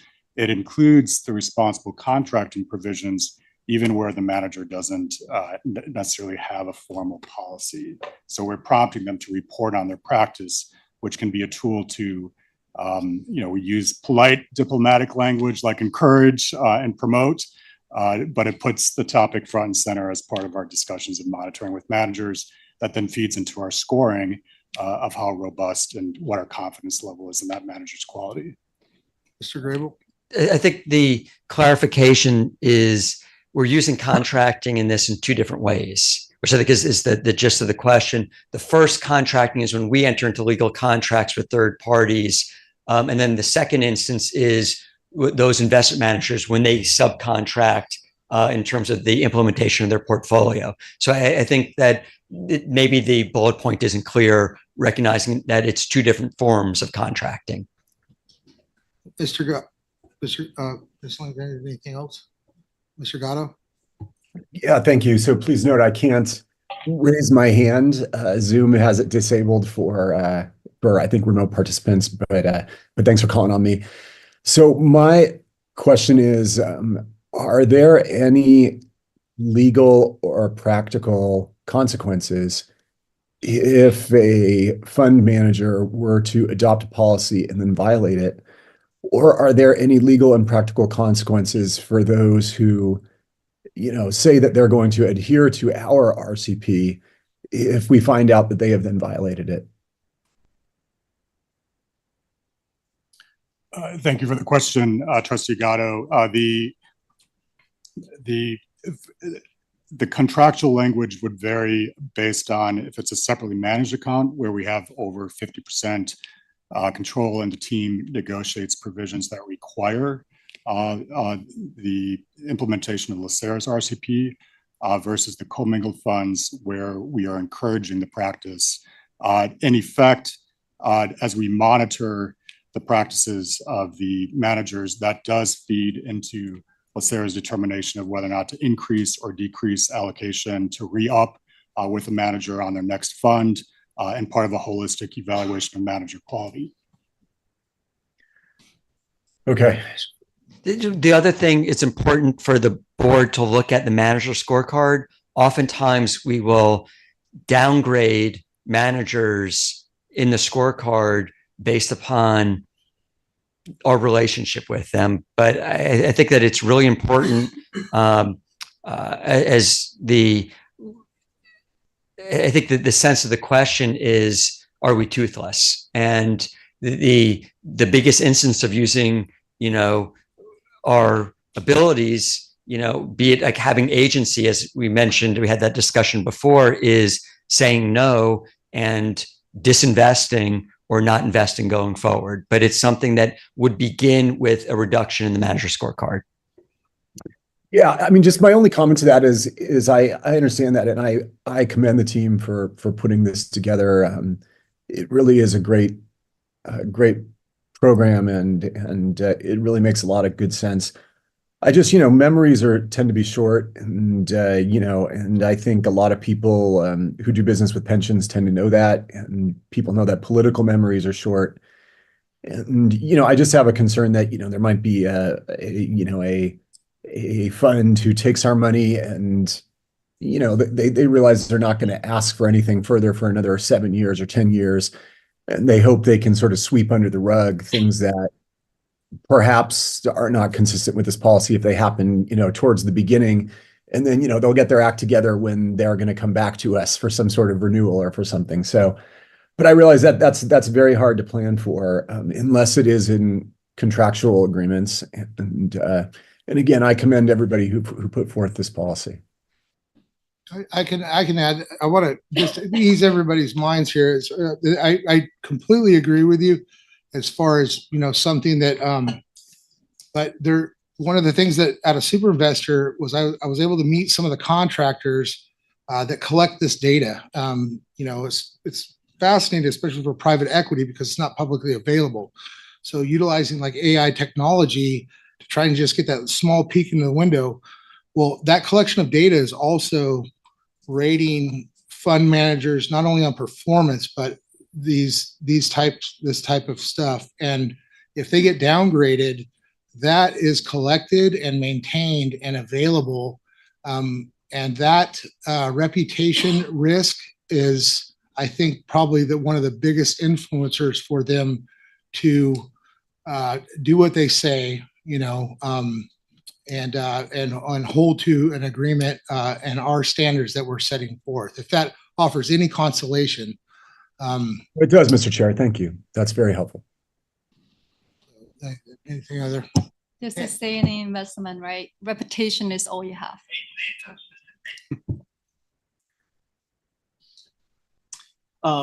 If there are any other questions, I was just going to wrap it up that, we plan to continue to report periodically to the Board of Investments on continuing efforts in this area. That wraps it up. Again, we'll open it up, see if there are any other questions. No, great job, team. No, we appreciate you.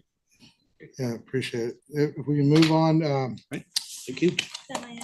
Yep. 8B.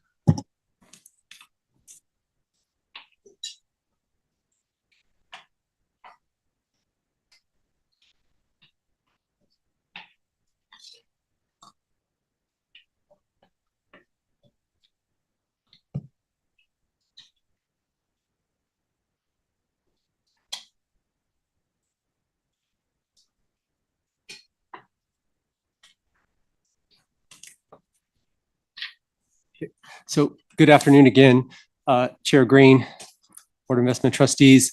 This is a little bit different item. We're presenting, we have a presentation for an FYI memo, and I know it's been a long morning and it's into the afternoon, so I'll try to summarize the comments and make it brief, and I will also try to get through the slides in a more concise manner. So The board back in October approved an actuarial funding policy as well as a new interest crediting policy. We sort of separated those two concepts. The interest crediting policy is sort of the accounting part of this process. And really what we're showing here, what we're talking about today is the internal accounting process that Michael and his team perform when they do this on a semi-annual basis. And I apologize, I forgot to introduce Michael Hong. He's our investment accounting officer within the division. And of course, we have Milliman back at the table. So in terms of, like I mentioned, semi-annual interest crediting is an internal accounting process. We, as part of the update to the policy, we revised the memo and we think we enhanced to include a little bit more information in the memo. It talks about how the earnings are developed within the memo. We show the waterfall and we show the percentages and the dollar amounts. And I would note that CEO Santos Kryman has been asking me for a couple of years now to please include the dollar amounts in the interest crediting memo. So I'm happy to be able to report those numbers now in the new and updated memo. So if we could go to, let's see, on slide 3, I'll just very quickly walk through the sort of accounting process at a very high level. First, of course, as accountants, we take a look at the beginning balances. These are the balances as of June 30 in our reserve accounts. So in performing this process for December, we go back and look at those balances, and this essentially are the balances that would show up on our financial statements. If we go to the next slide, please. Okay, so here's what Michael and his team do. They calculate the realized investment earnings. These are the earnings for the 6-month period. One thing I'll point out is on the alternative assets income line, that would include, for example, real estate portfolio income. You guys talked earlier today about a real estate structure review. That is where the income for that period ends up, is in this part of our calculation. So the bottom line here is 2.7 billion realized earnings. Next slide, please. Okay, so then the accounts, of course, we look at our results. So we have other financial results for the period, right? We prepare our financial statements. Our fair value was 81.1 billion. We also have unrealized earnings. We talked about the 2.7 in realized. The unrealized earnings is 16.6. We show that there, but remember that the 16.6 unrealized is not part of the calculation. It's only the realized earnings, and then I'll add a couple of other components here in a second. The 2.7 billion for realized, and then of course our fair value of assets, that'll be a factor also in the calculation we need to have. Next slide, please. Okay, so in determining the new part of the policy, what we call available earnings, we take into account the balances we had previously in the reserve accounts, the contingency reserve, the undistributed earnings reserve. We have $0 because those reserves didn't have any money in them as of June. And then we add the realized earnings. So this will look different perhaps in future cycles when we do have a contingency reserve established. But for now, it would be the zero balances in those two reserves plus the realized earnings. So our available earnings number is what we want to use to credit interest for this cycle. That's what we're calculating. Next slide, please. Okay, and this is pretty much it. This is how we credit the interest. We take a look at our beginning balances over sort of on the left-hand side. That's our June numbers. We prepare the waterfall. We're allocating that 2.7 billion here on that first line, the member reserve. They get 3.5%. The policy calls for the members to get their full interest crediting. That's 1/2 of the assumed rate of return. So those dollars are essentially allocated there. At the next level, the contingency reserve, we establish that per our policy. That's 811 million. That's 1% of our net asset value. And then finally, the employer gets a little bit. They don't get the full 3.5%. They get 2.8% for this particular period. So if you'll see the bottom line there, the 2.7, that's essentially showing all of the allocation of those dollars for the period. So again, next cycle could look a little different, right? We have a contingency reserve that would add to the available earnings for the next cycle. So with that, again, we just wanted to kind of do a high-level walkthrough. We don't necessarily plan to do this every time we have interest crediting cycle. That would be for the June and December periods, but just wanted to show how the policy was applied sort of from an accounting perspective. Does anybody have any questions about what we did, how we allocated, how we came up with numbers? And again, this is laid out in the memo. I We think fairly clearly. Also, we included the policy. The policy walks through step by step all the definitions of the reserve accounts. It also provides some detailed examples showing the mechanics of the application. So if you want to refer to that, you certainly can and ask us questions about that. Any questions? Thanks for the presentation. Sure. You're welcome. Thank you. Yeah, thank you. Moving forward, item 8, Charlie, 8C.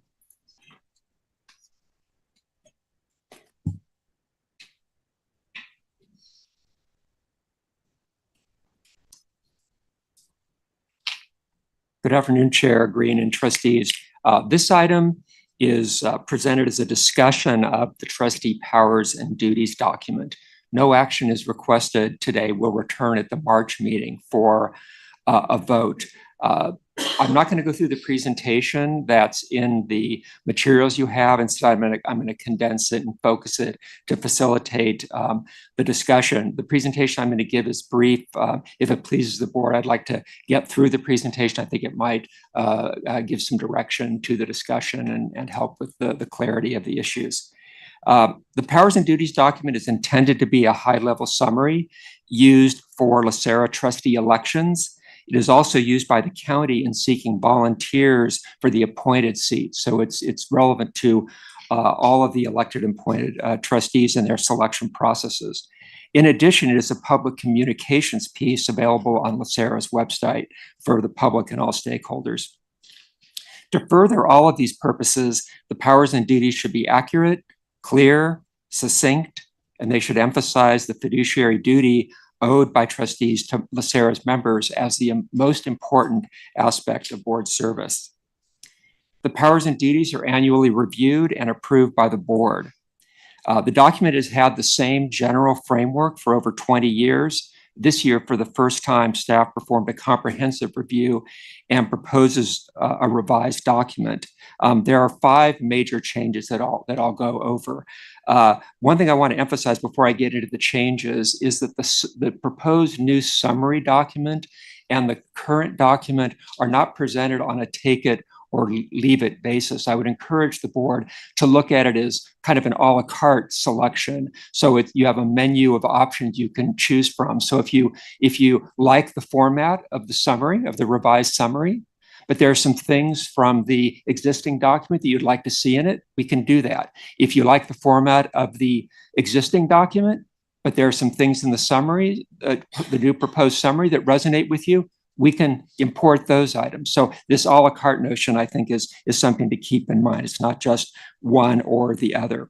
So the 5 major changes are: first, moving the discussion of fiduciary duty from the back of the document to the front, because it's important for any reader to know first and foremost that the trustees are fiduciaries for LACERA's members. The second change is that the title of the document is changed from powers of trustees to responsibilities of trustees. And this change is made because the title of the document should convey the law's recognition of responsibilities for members, not power over them. Third, new sections about LACERA and about trustee qualifications have been added. This information is relevant to anyone thinking about applying for a trustee position, and also to those like voters or the county who are selecting elected or appointed trustees. Fourth, while the same responsibilities are listed in the new document as in the old, no responsibilities are omitted from the new document. The descriptions in the new document are shortened to convey their substance, but avoid legalistic terminology and potential conflict with board policies. The document is now 2 pages, as you see in the materials, instead of 6 pages, which is the length of the current version. Fifth and finally, the effort required of trustees is expressed in the new document as a substantial commitment that will vary due to many factors and ultimately is in each trustee's individual fiduciary discretion. The use of hours in the current document is removed. Hours have not proven to be a durable standard, and they have been changed by the board many times during the 7 to 8 years that they have been included. Fiduciaries' work is most effectively expressed based on a commitment to their responsibilities, not on a set amount of time or even a range of hours. We also know that the current number of hours can discourage some who are considering applying for appointed trustee positions. We've heard this. The phrase substantial commitment and the recognition of individual trustee fiduciary judgment, we think better and more accurately conveys the meaningful effort that's required of trustees. The Board of Retirement considered their powers last week. Both boards have a similar document. The Board of Retirement considered their powers last week. The BOR trustees who spoke were not in favor of the revised version because they felt it diminished the board's responsibilities and failed to include the hours. The Board of Investments is a separate body, so after consultation with the chair and vice chair, we present the revised document for independent discussion by this board. Staff believes that the restated version is an improved document in its structure, content, and language for the reasons I've stated, and in any event, presents serious and important new issues and improvements that should be evaluated, even if the general sense is to stick with something that looks more like the current document. And with that, thank you for letting me get through that. And that concludes my presentation. I'm happy to stand for questions.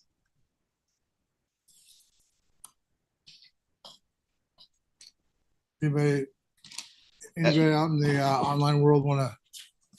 I have a quick question, Mr. Chair. Yep, absolutely. So go. Oh, I'm sorry. It's fine. I'll go second. Okay, I can go first too. So I agree with BOR colleague. This version I do not like. I like the version that we approved last year. We spent significant amount of time discuss among this board last year and approve, what we approved last year. And everything that we talk about the issue, the concern, we made a conclusion then. And we did not ask for a rewrite of this document. So I do want to make a couple points across as well. So you're saying that this is turning away potential candidate. I said it last year, I will say it again. So the candidate that don't want to commit their time to serve the board from the member's perspective, I'm a member. I also elected trustee representing the member. From the member's perspective, we don't want such a trustee that don't want to, not willing to contribute their time to do the work on this board. We don't want that. It's not for the best interest member. And for everyone here, the appointed trustee, they're all volunteering their time because the meaning of the work that we do here, the impact on 196,000 members in the family. So it's honorable work, and then plenty of people out there will be willing to do this job. Just a matter of how we reach to them. If board supervisors need help to reach them, find them, there's many channels we can help find them too. So I look around the board, right? So this document that we approved last year, we used for election of trustee Lincoln seat. So in that election, we have record high of interest. So the 7 candidates go to BOI election, and then the 8 candidates for BOR. So that statement, to have a high turnaround of candidates that participate in election. So it's working great. Looking at appointed trustee, I don't see any vacancy. And then in the past 20 years, I don't see any vacancy. And I see a lot of appointed trustee, serve maximum their term limit, because the meaning of the work that they do here. So I would say don't go any further to spend more time on this. I'd like to go back to the one that we have.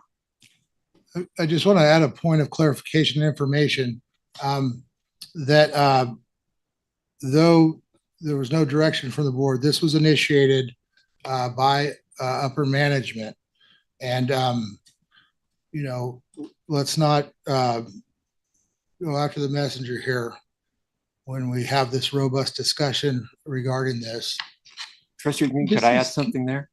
It actually is, the board has asked staff to review this every single year, and we do. We come to you every year with this document, and we come in with lesser or minor tweaks. In the past, we've worked within the same historical framework. This year, we made some changes. So there are more changes, but the concept that we weren't asked to do is we have been asked to. This is one of the responsibilities of the legal office to come to the board every year with this document so they can be reviewed anew. Thank you for the clarification, which goes to the point that the initial document was added to over the years. So Yes. thanks for the point of clarification. I just want to, so then as that clarification and putting that in context, that this is the direction of the CEO to direct legal to have this evaluation, keep that in the forefront moving forward. And Mr. Rue, Can I, let me just reinforce what you just said, that this was definitely a CEO initiated assignment for our staff, that we thought that plain language would be helpful. I agree with Trustee Mead that there is no shortage of individuals that want to be elected onto this particular board. The challenge is the appointeds.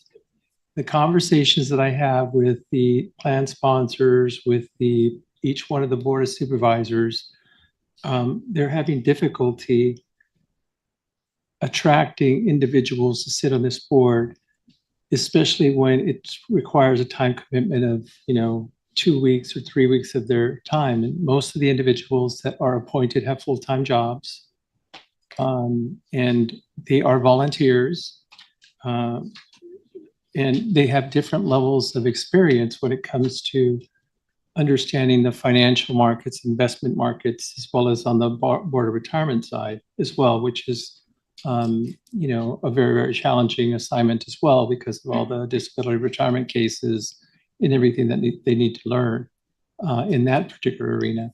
So we try to, I don't know what the word is, split this baby in half, so to speak, in terms of trying to be responsive to the electeds and making sure that what we wrote is reflective of the time commitment that's going to be required or the importance of the job, with also trying to attract individuals to sit as appointees, because the individuals, quite frankly, we had a lot of appointed folks that were considered that dropped out in my 5 years here.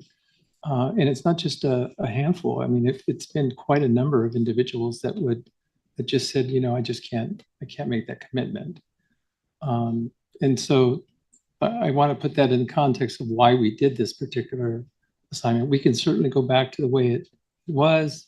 We do what you all asked us to do or direct us to do, and so we're more than willing to do that. thank you for the point of information. Mr. Rayo, do you have anything? And then Ms. Langton, we'll get to you next. Yep. So is the attachment A the revised? Yes. Yes. Okay, so it's the 2-page one, right? Yes. Okay. I think on the BOR, they asked you to come back with a revision, right? The BOR, they asked me to come back with the existing document. With the existing, oh, okay. I thought they asked for existing document with revision. No, they okay. They asked me to come back with. Yeah, I know we had a long discussion there. Yeah. So, yeah, no, I don't want to belabor the fact, and I'm fine with it. But the one good thing that you did point out in the revised document, which I think I don't want to touch the old document if that's how the board feels. But one thing that you did mention, Steve, was that you put front and center the fiduciary duties part, right, in your revision. So which is already in the old document. So in plainer language too. Right, in plainer language. So I don't know if that, again, if the board wants it the exact same version as before, I'm fine with it. But if you wanted to just at least move that up and highlight that, or or possibly just keeping the old version, but just cleaning it up a little bit, or keeping that format, because I think the old version was super comprehensive, right?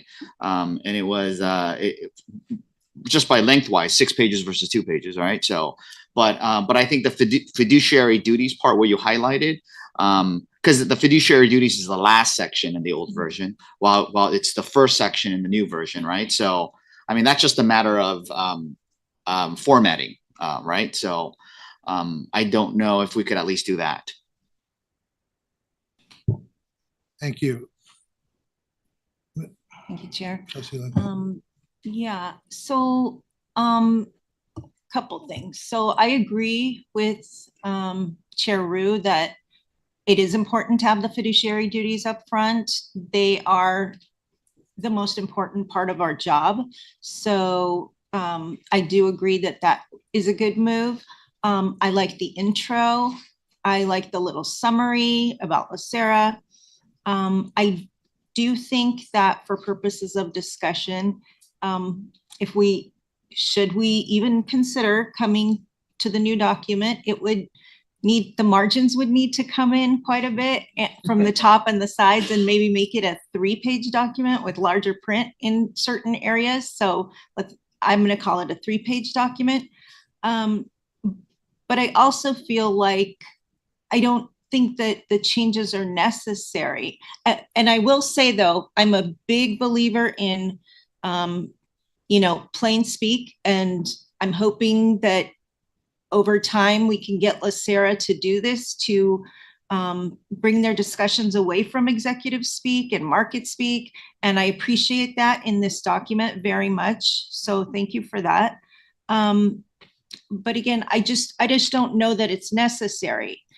The hours are obviously a big sticking point. So I think the hours would need to remain in from what I heard.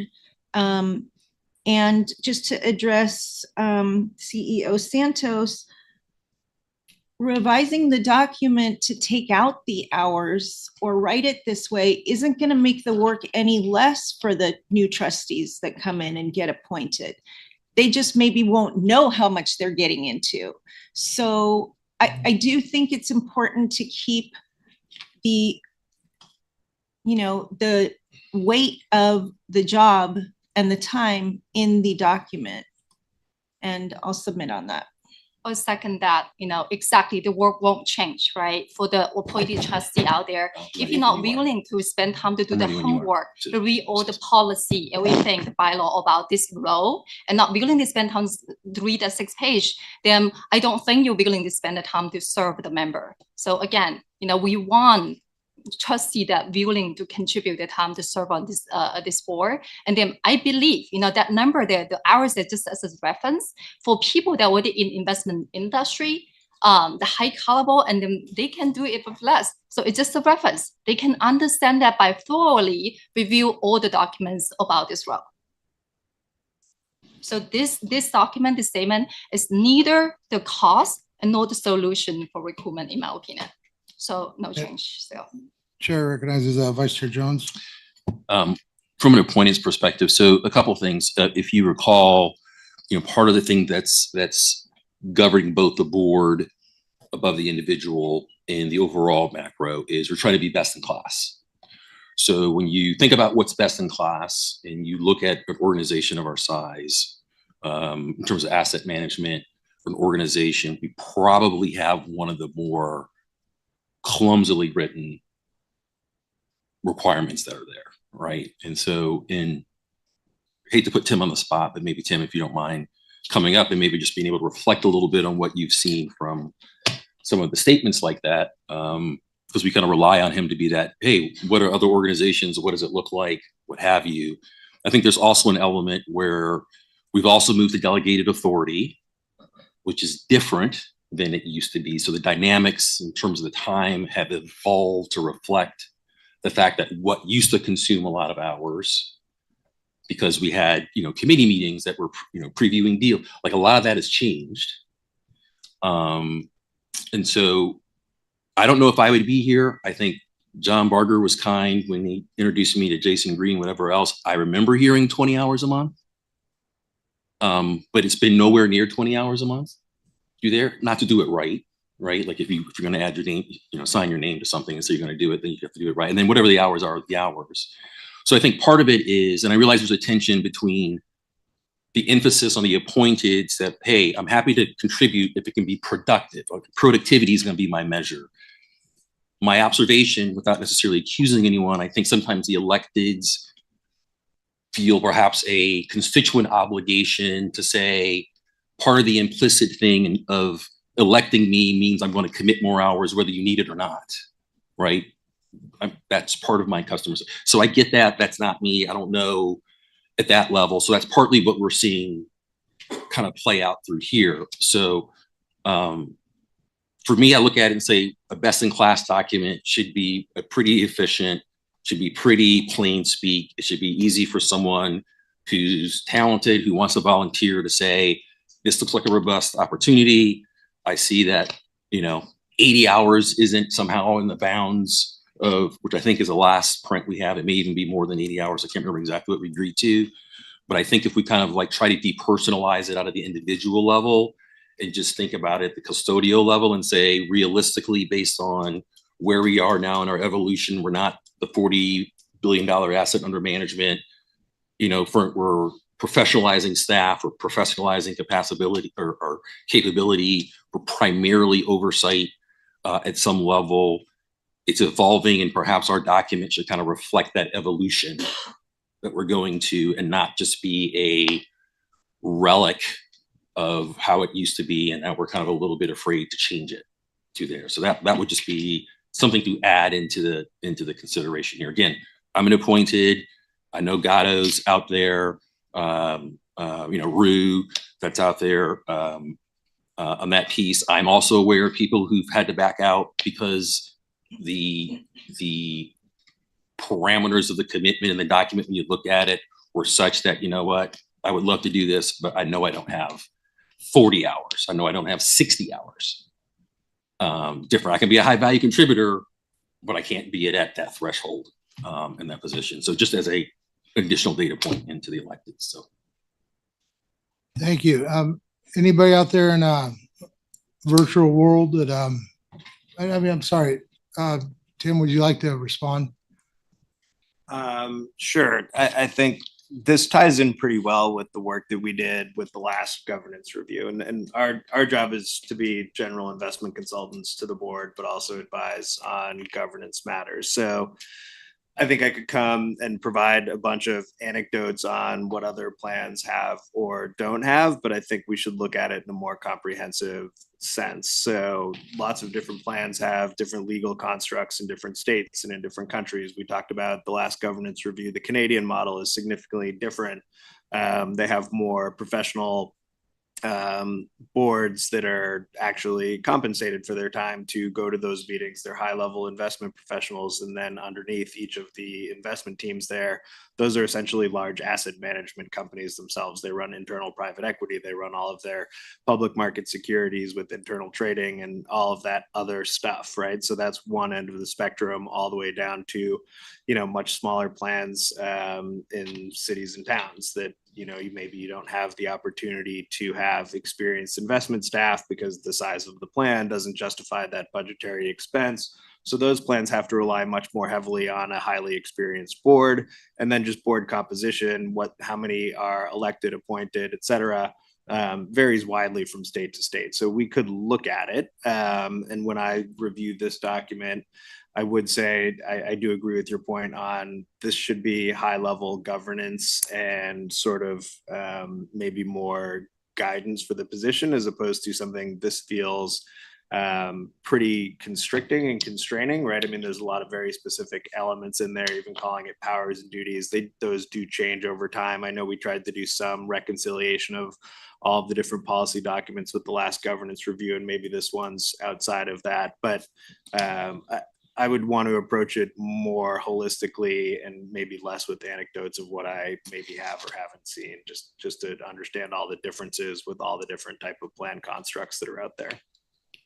Chair Green, if I may. Sure. Ms. Martinez, I went to the Ms. Martin and Mr. Gatto. Are you guys have anything? If you guys hand up isn't working. Yeah, I do. Okay. And Ms. Martinez, I'll get right to you. So one thing that I would suggest is that, the document is grounded in statute and the Constitution.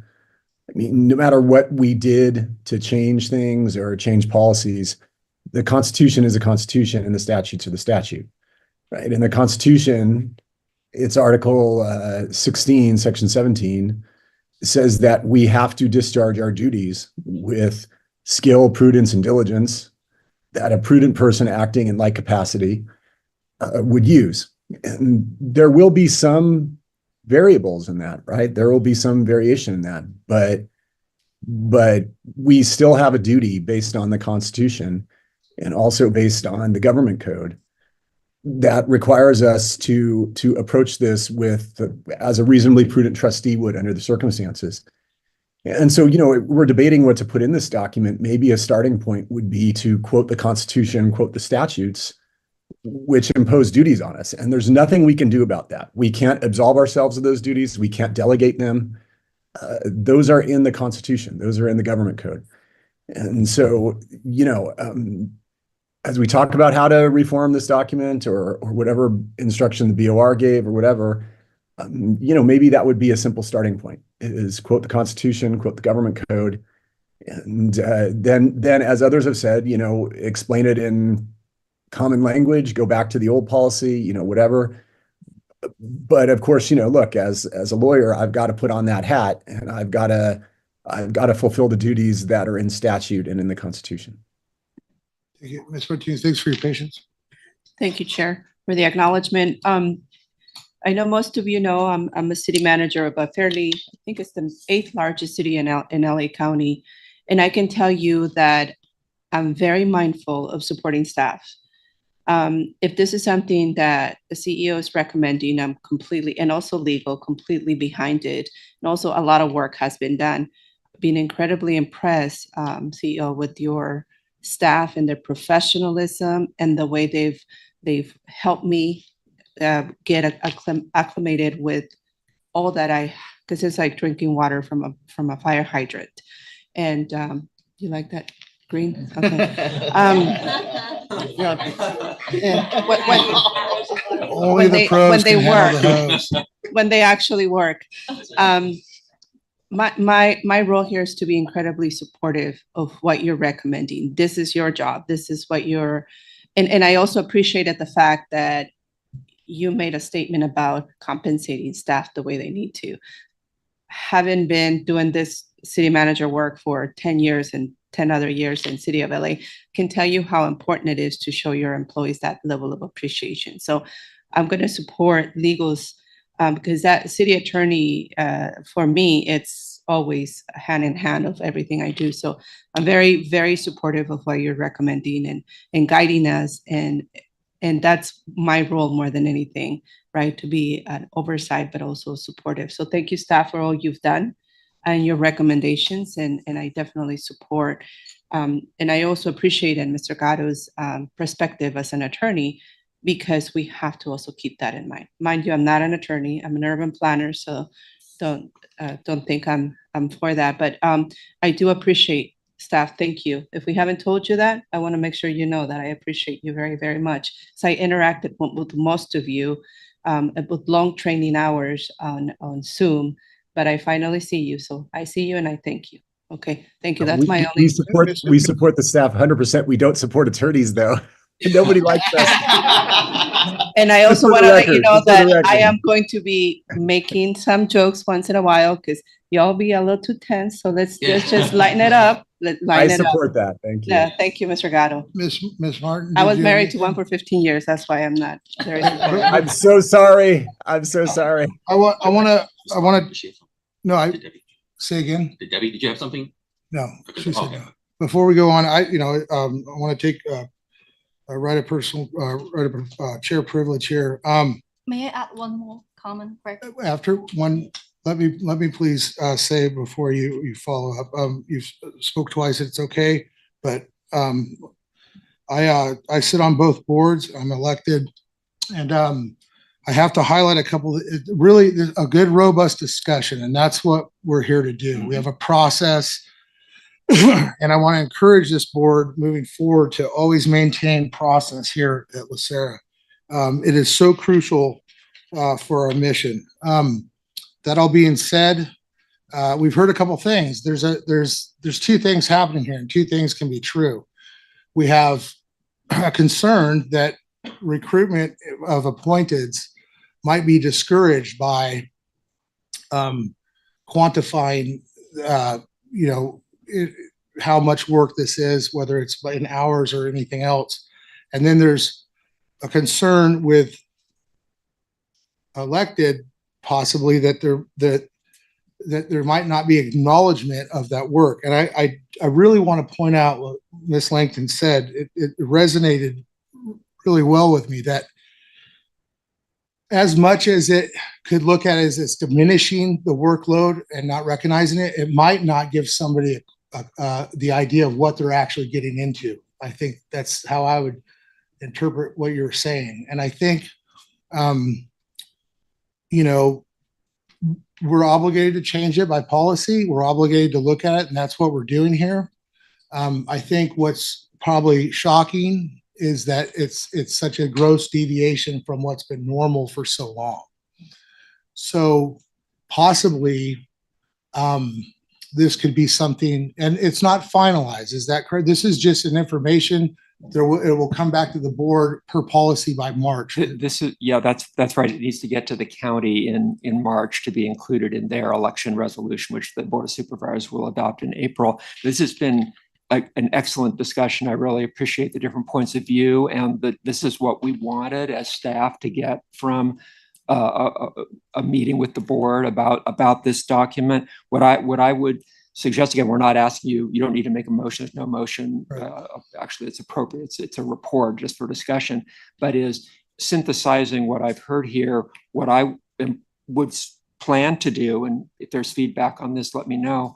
But what I would plan to do is in March, bring you back an option A and an option B. The option A might be the current document with some things from the new document along the lines of what Trustee Langton and a few others were saying. And the option B would be, and they're not, the A and B don't connote any priority, but the option B would be the new document with some changes, maybe adding some light and space in the document and some adding the hours into that document and maybe a few other things. And then you will have the two options which incorporate all the thoughts that were given here today, and you will make your decision at that time. And if I may, thank you, Mr. Rice. So that's what's before us. But I want to address something, because we're talking about two things here: appointed, but by its design, it is made up of elected and appointed. It's intentional, and so I think that we know the trustees appointed that have lost financial opportunity for doing this, but the commitment is a sense of duty, and duty is important. When you agree, whether you go out there and run a campaign or you're appointed, and with ex officio, you don't really have a choice. But it's all by design, and I think it's important that we all keep that in perspective. That everybody here, we're a board. This is a horseshoe. We're not appointed versus elected. We're not, everybody has to understand here that this is what it's intentional, the makeup of this board. So all things have value here. All points have value. And I want to remind everybody that when they do this, and I think this is to your point, that if there's a problem with recruitment from getting someone elected, or appointed, because it scares them, they also need to know what they're getting with, because they have to 100% commit to this. Because when you do run a campaign, I can say you are making a promise to a group of people that you are going to fulfill that duty. So it's so important. Now, I like the timeline on this. An option A, option B, I don't know. Option C would be leave it alone, right? Or something. So, and miss me, I will get, that's all I've got. So I'll make it real quick, just add one point to why the reference that hours needed in this document. I am elected official, so my employer is Department of Public Works. But however, my duties on this board, a fiduciary duty to a member in LACERA, is not the work that I report back to my engineering department.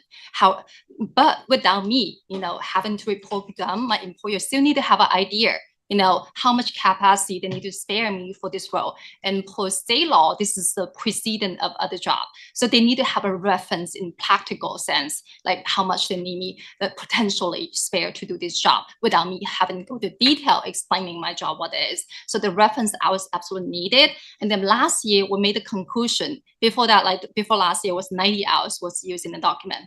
And then we had the exact same discussion last year. We made the conclusion, we make it change it into a range of 60 to 120 hours. So it's a wide range of lower and upper band that can cover different variety, different trustee. Some might spend more time, some spend less time. So already made a conclusion there, or just that concern. So that piece of information, again, is needed. So that's the reason why.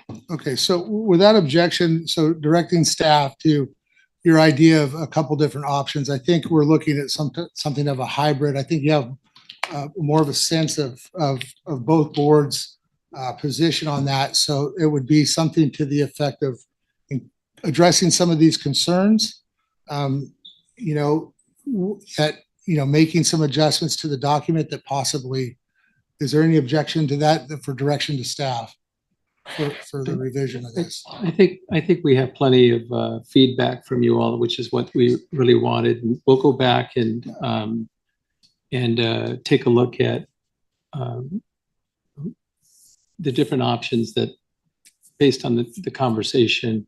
I will tell you that whatever option we have, we will include the hours, because I think Ms. Langton and Ms. Mee, you've made very good points in terms of people need to understand the commitment time.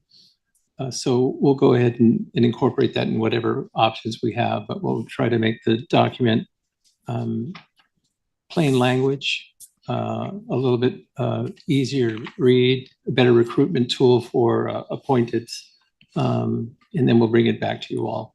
Now, the BOR is a little different. The direction was just bring back the original one. So we'll go ahead and do that as well. Don't lose my cheese. 3 options for everyone? No, keep that as the. Third up. Oh, Okay, right. third up. All right, well, without further ado, is everybody good? Thank you for that, Mr. Rice. Can we, would you like to continue on into 8D? Oh, that's Ms. Rivas. Thank you. Anybody else have anything on the last item? No?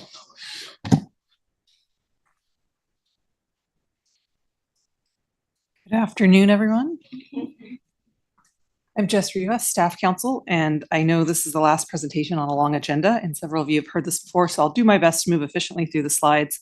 But I'm here today to let you know about updates to our Code of Ethical Conduct. We want to let you know about our plans and get your input at this early stage. Next slide. So before we dig into the code itself, I want to make sure to put it in context. There's been lots of other important recent developments in the organization, chief among them formally establishing our ethics and compliance program with the program's charter, as well as the ACRE Committee's charter, and that just happened this past October. Also last year, we of course updated our strategic plan, vision, and values, so it's a good timing to also refresh our code as well. Next slide. So what is a Code of Ethical Conduct? It's a key document that establishes standards of conduct and internal controls to reduce ethics and compliance risk, and it's a key part of our ethics and compliance program. It promotes an organizational culture that encourages ethical conduct and a commitment to compliance with the law. Next slide. So here's our current code. Hopefully you've taken a look at it. It was last updated in November 2021. It has a 3-year update cycle, so we're relatively on target for doing our update. At the moment, it uses dense legalistic language that we want to try to move away from, and it's currently not organized around any themes or larger issues. It's a list of topics. Next slide. So our top priority, of course, with this refreshed version of the code is to set expectations and norms in alignment with our mission, vision, and values, and serve as an ethical and decision-making guide for the entire organization. But beyond that, we want to make sure we're inspiring everyone to not just meet standards, but exceed them. We really want to try to cultivate a sense of service to both our members and our beneficiaries. Next slide. So here's how we plan to do that. When it comes to content, we want to add additional topics to ensure the code is comprehensive. We want to use clearer, more concise, and less dense language, so it helps comprehension. With format, we want to reorganize around our values. We want to sprinkle throughout new helpful features like call-out boxes, Q&As, et cetera, to call attention to key important facts and things folks should keep in mind. And we want to also try to make it accessible through multiple channels. So it's not just a static document that sits on your literal desktop or on your computer desktop and you never look at, but it's something that you engage with and you come across in your everyday assignment. And then lastly, with training, we want to train folks every 2 years. That's for both trustees and staff, and it will be included as part of orientation for both trustees and staff. Next slide. So here's our proposed table of contents. As you can see, it's been rearranged around our values. We were very pleased that our new values fit so well with all of these key and important topics as part of our code of ethical conduct. So I'll come back to the slide later, but we were very pleased that it's a great framework for our code. Next slide. So here's just going to walk through briefly a couple of other examples so you can see what other organizations have done. This is from Pfizer.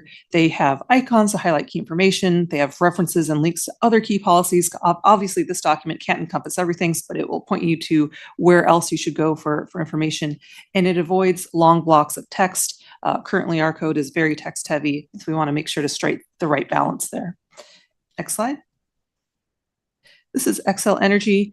They again have call-out boxes to highlight key information, and Q&As provide real-world examples so folks can ask themselves and put themselves in the shoes of someone dealing with an ethical dilemma and really actually engage with the material. Next slide. Here's from CalSTRS. They have a page of do's and don'ts, and we thought this is another good example of the sort of call-out box that we want to include to again, help people really engage with the material. Next slide. Why don't actually we go back to slide 7 with the table of contents? We can just leave that up. So that concludes my presentation. We're hoping to present a full draft to the AGR committee in April for their review and then return to both boards for your ultimate final approval. But at this point, we would love to get any feedback you may have had when you were reviewing the current version of the code or as during this presentation today. Just love to get your thoughts on table of contents, the direction we're heading, anything you think we're missing, anything you think trustees in particular need to have focus in this code. We'd just love to get any feedback you have for us.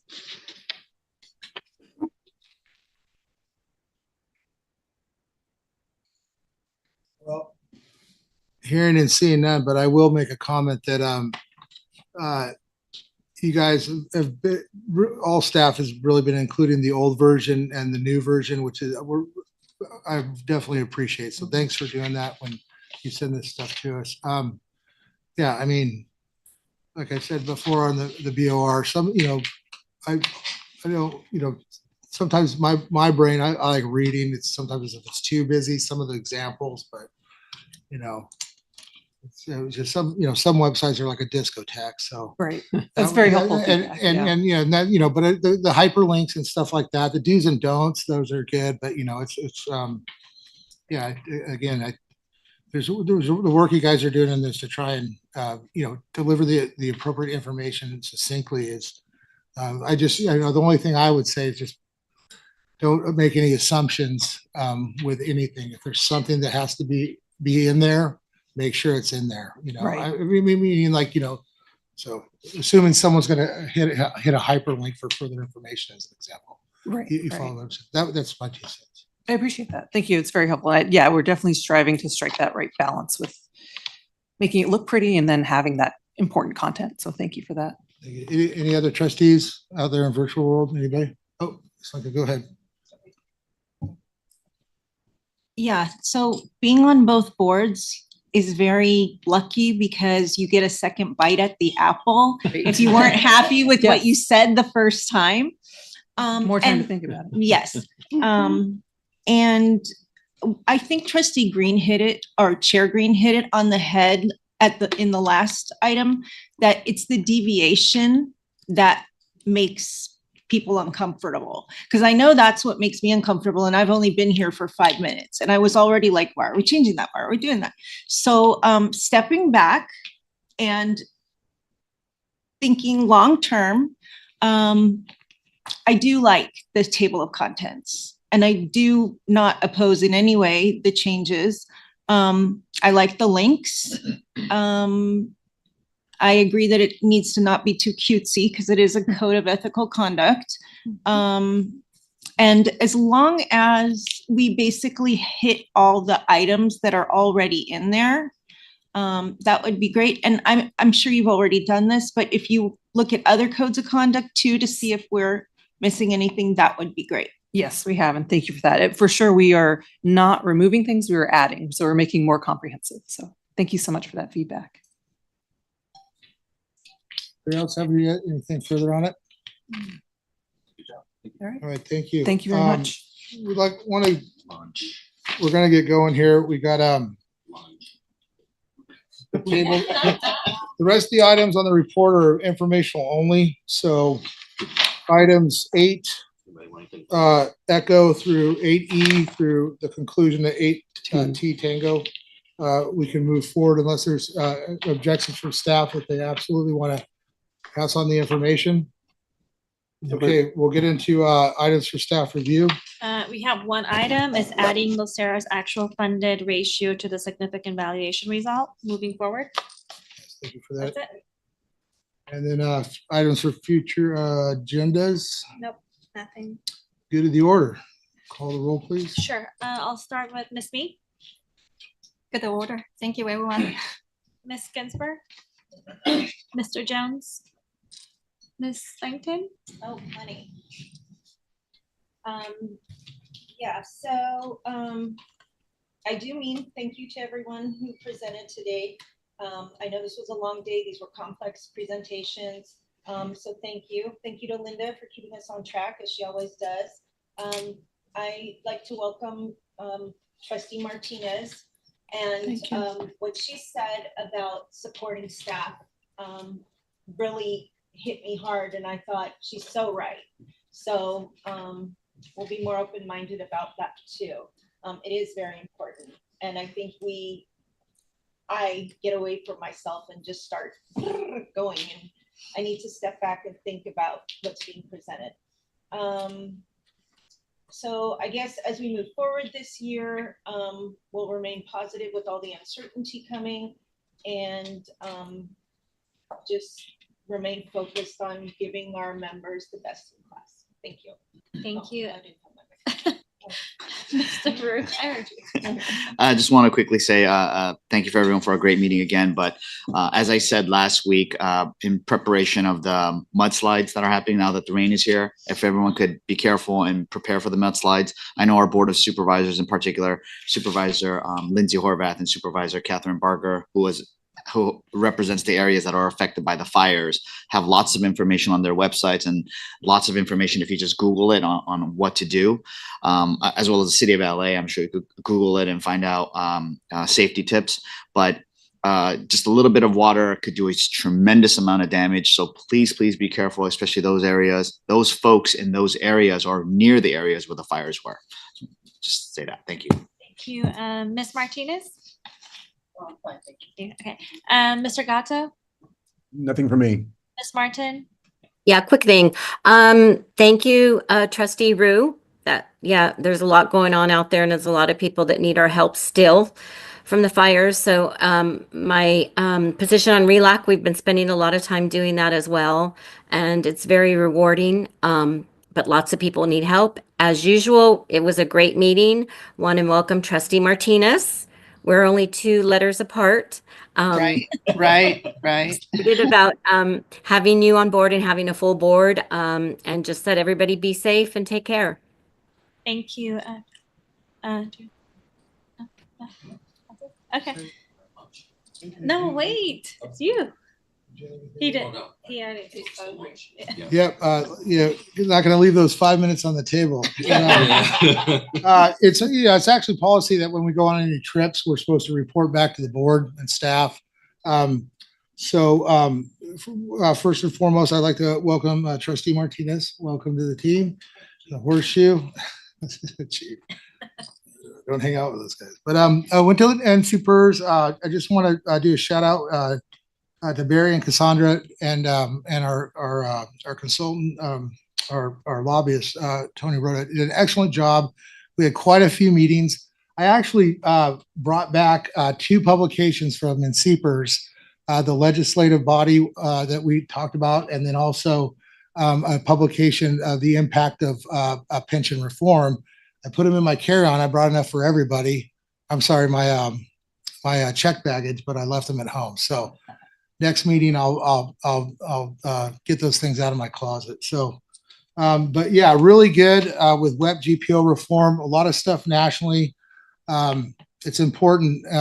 I think we should have a discussion with it about it at some point in the future with Barry and our lobbyist, because there's some things that are still hanging out there. So, but it was a great trip and a lot of good information and a lot of good contacts out there for us. So, and yeah, I echo everybody be safe out there with the rains, slow down on the roads, and yeah. One more thing. Ready, set, go. If you want to ask staff which items, or trustees, which items will be, because these are all FYI, so we know which staff to come back after the meeting.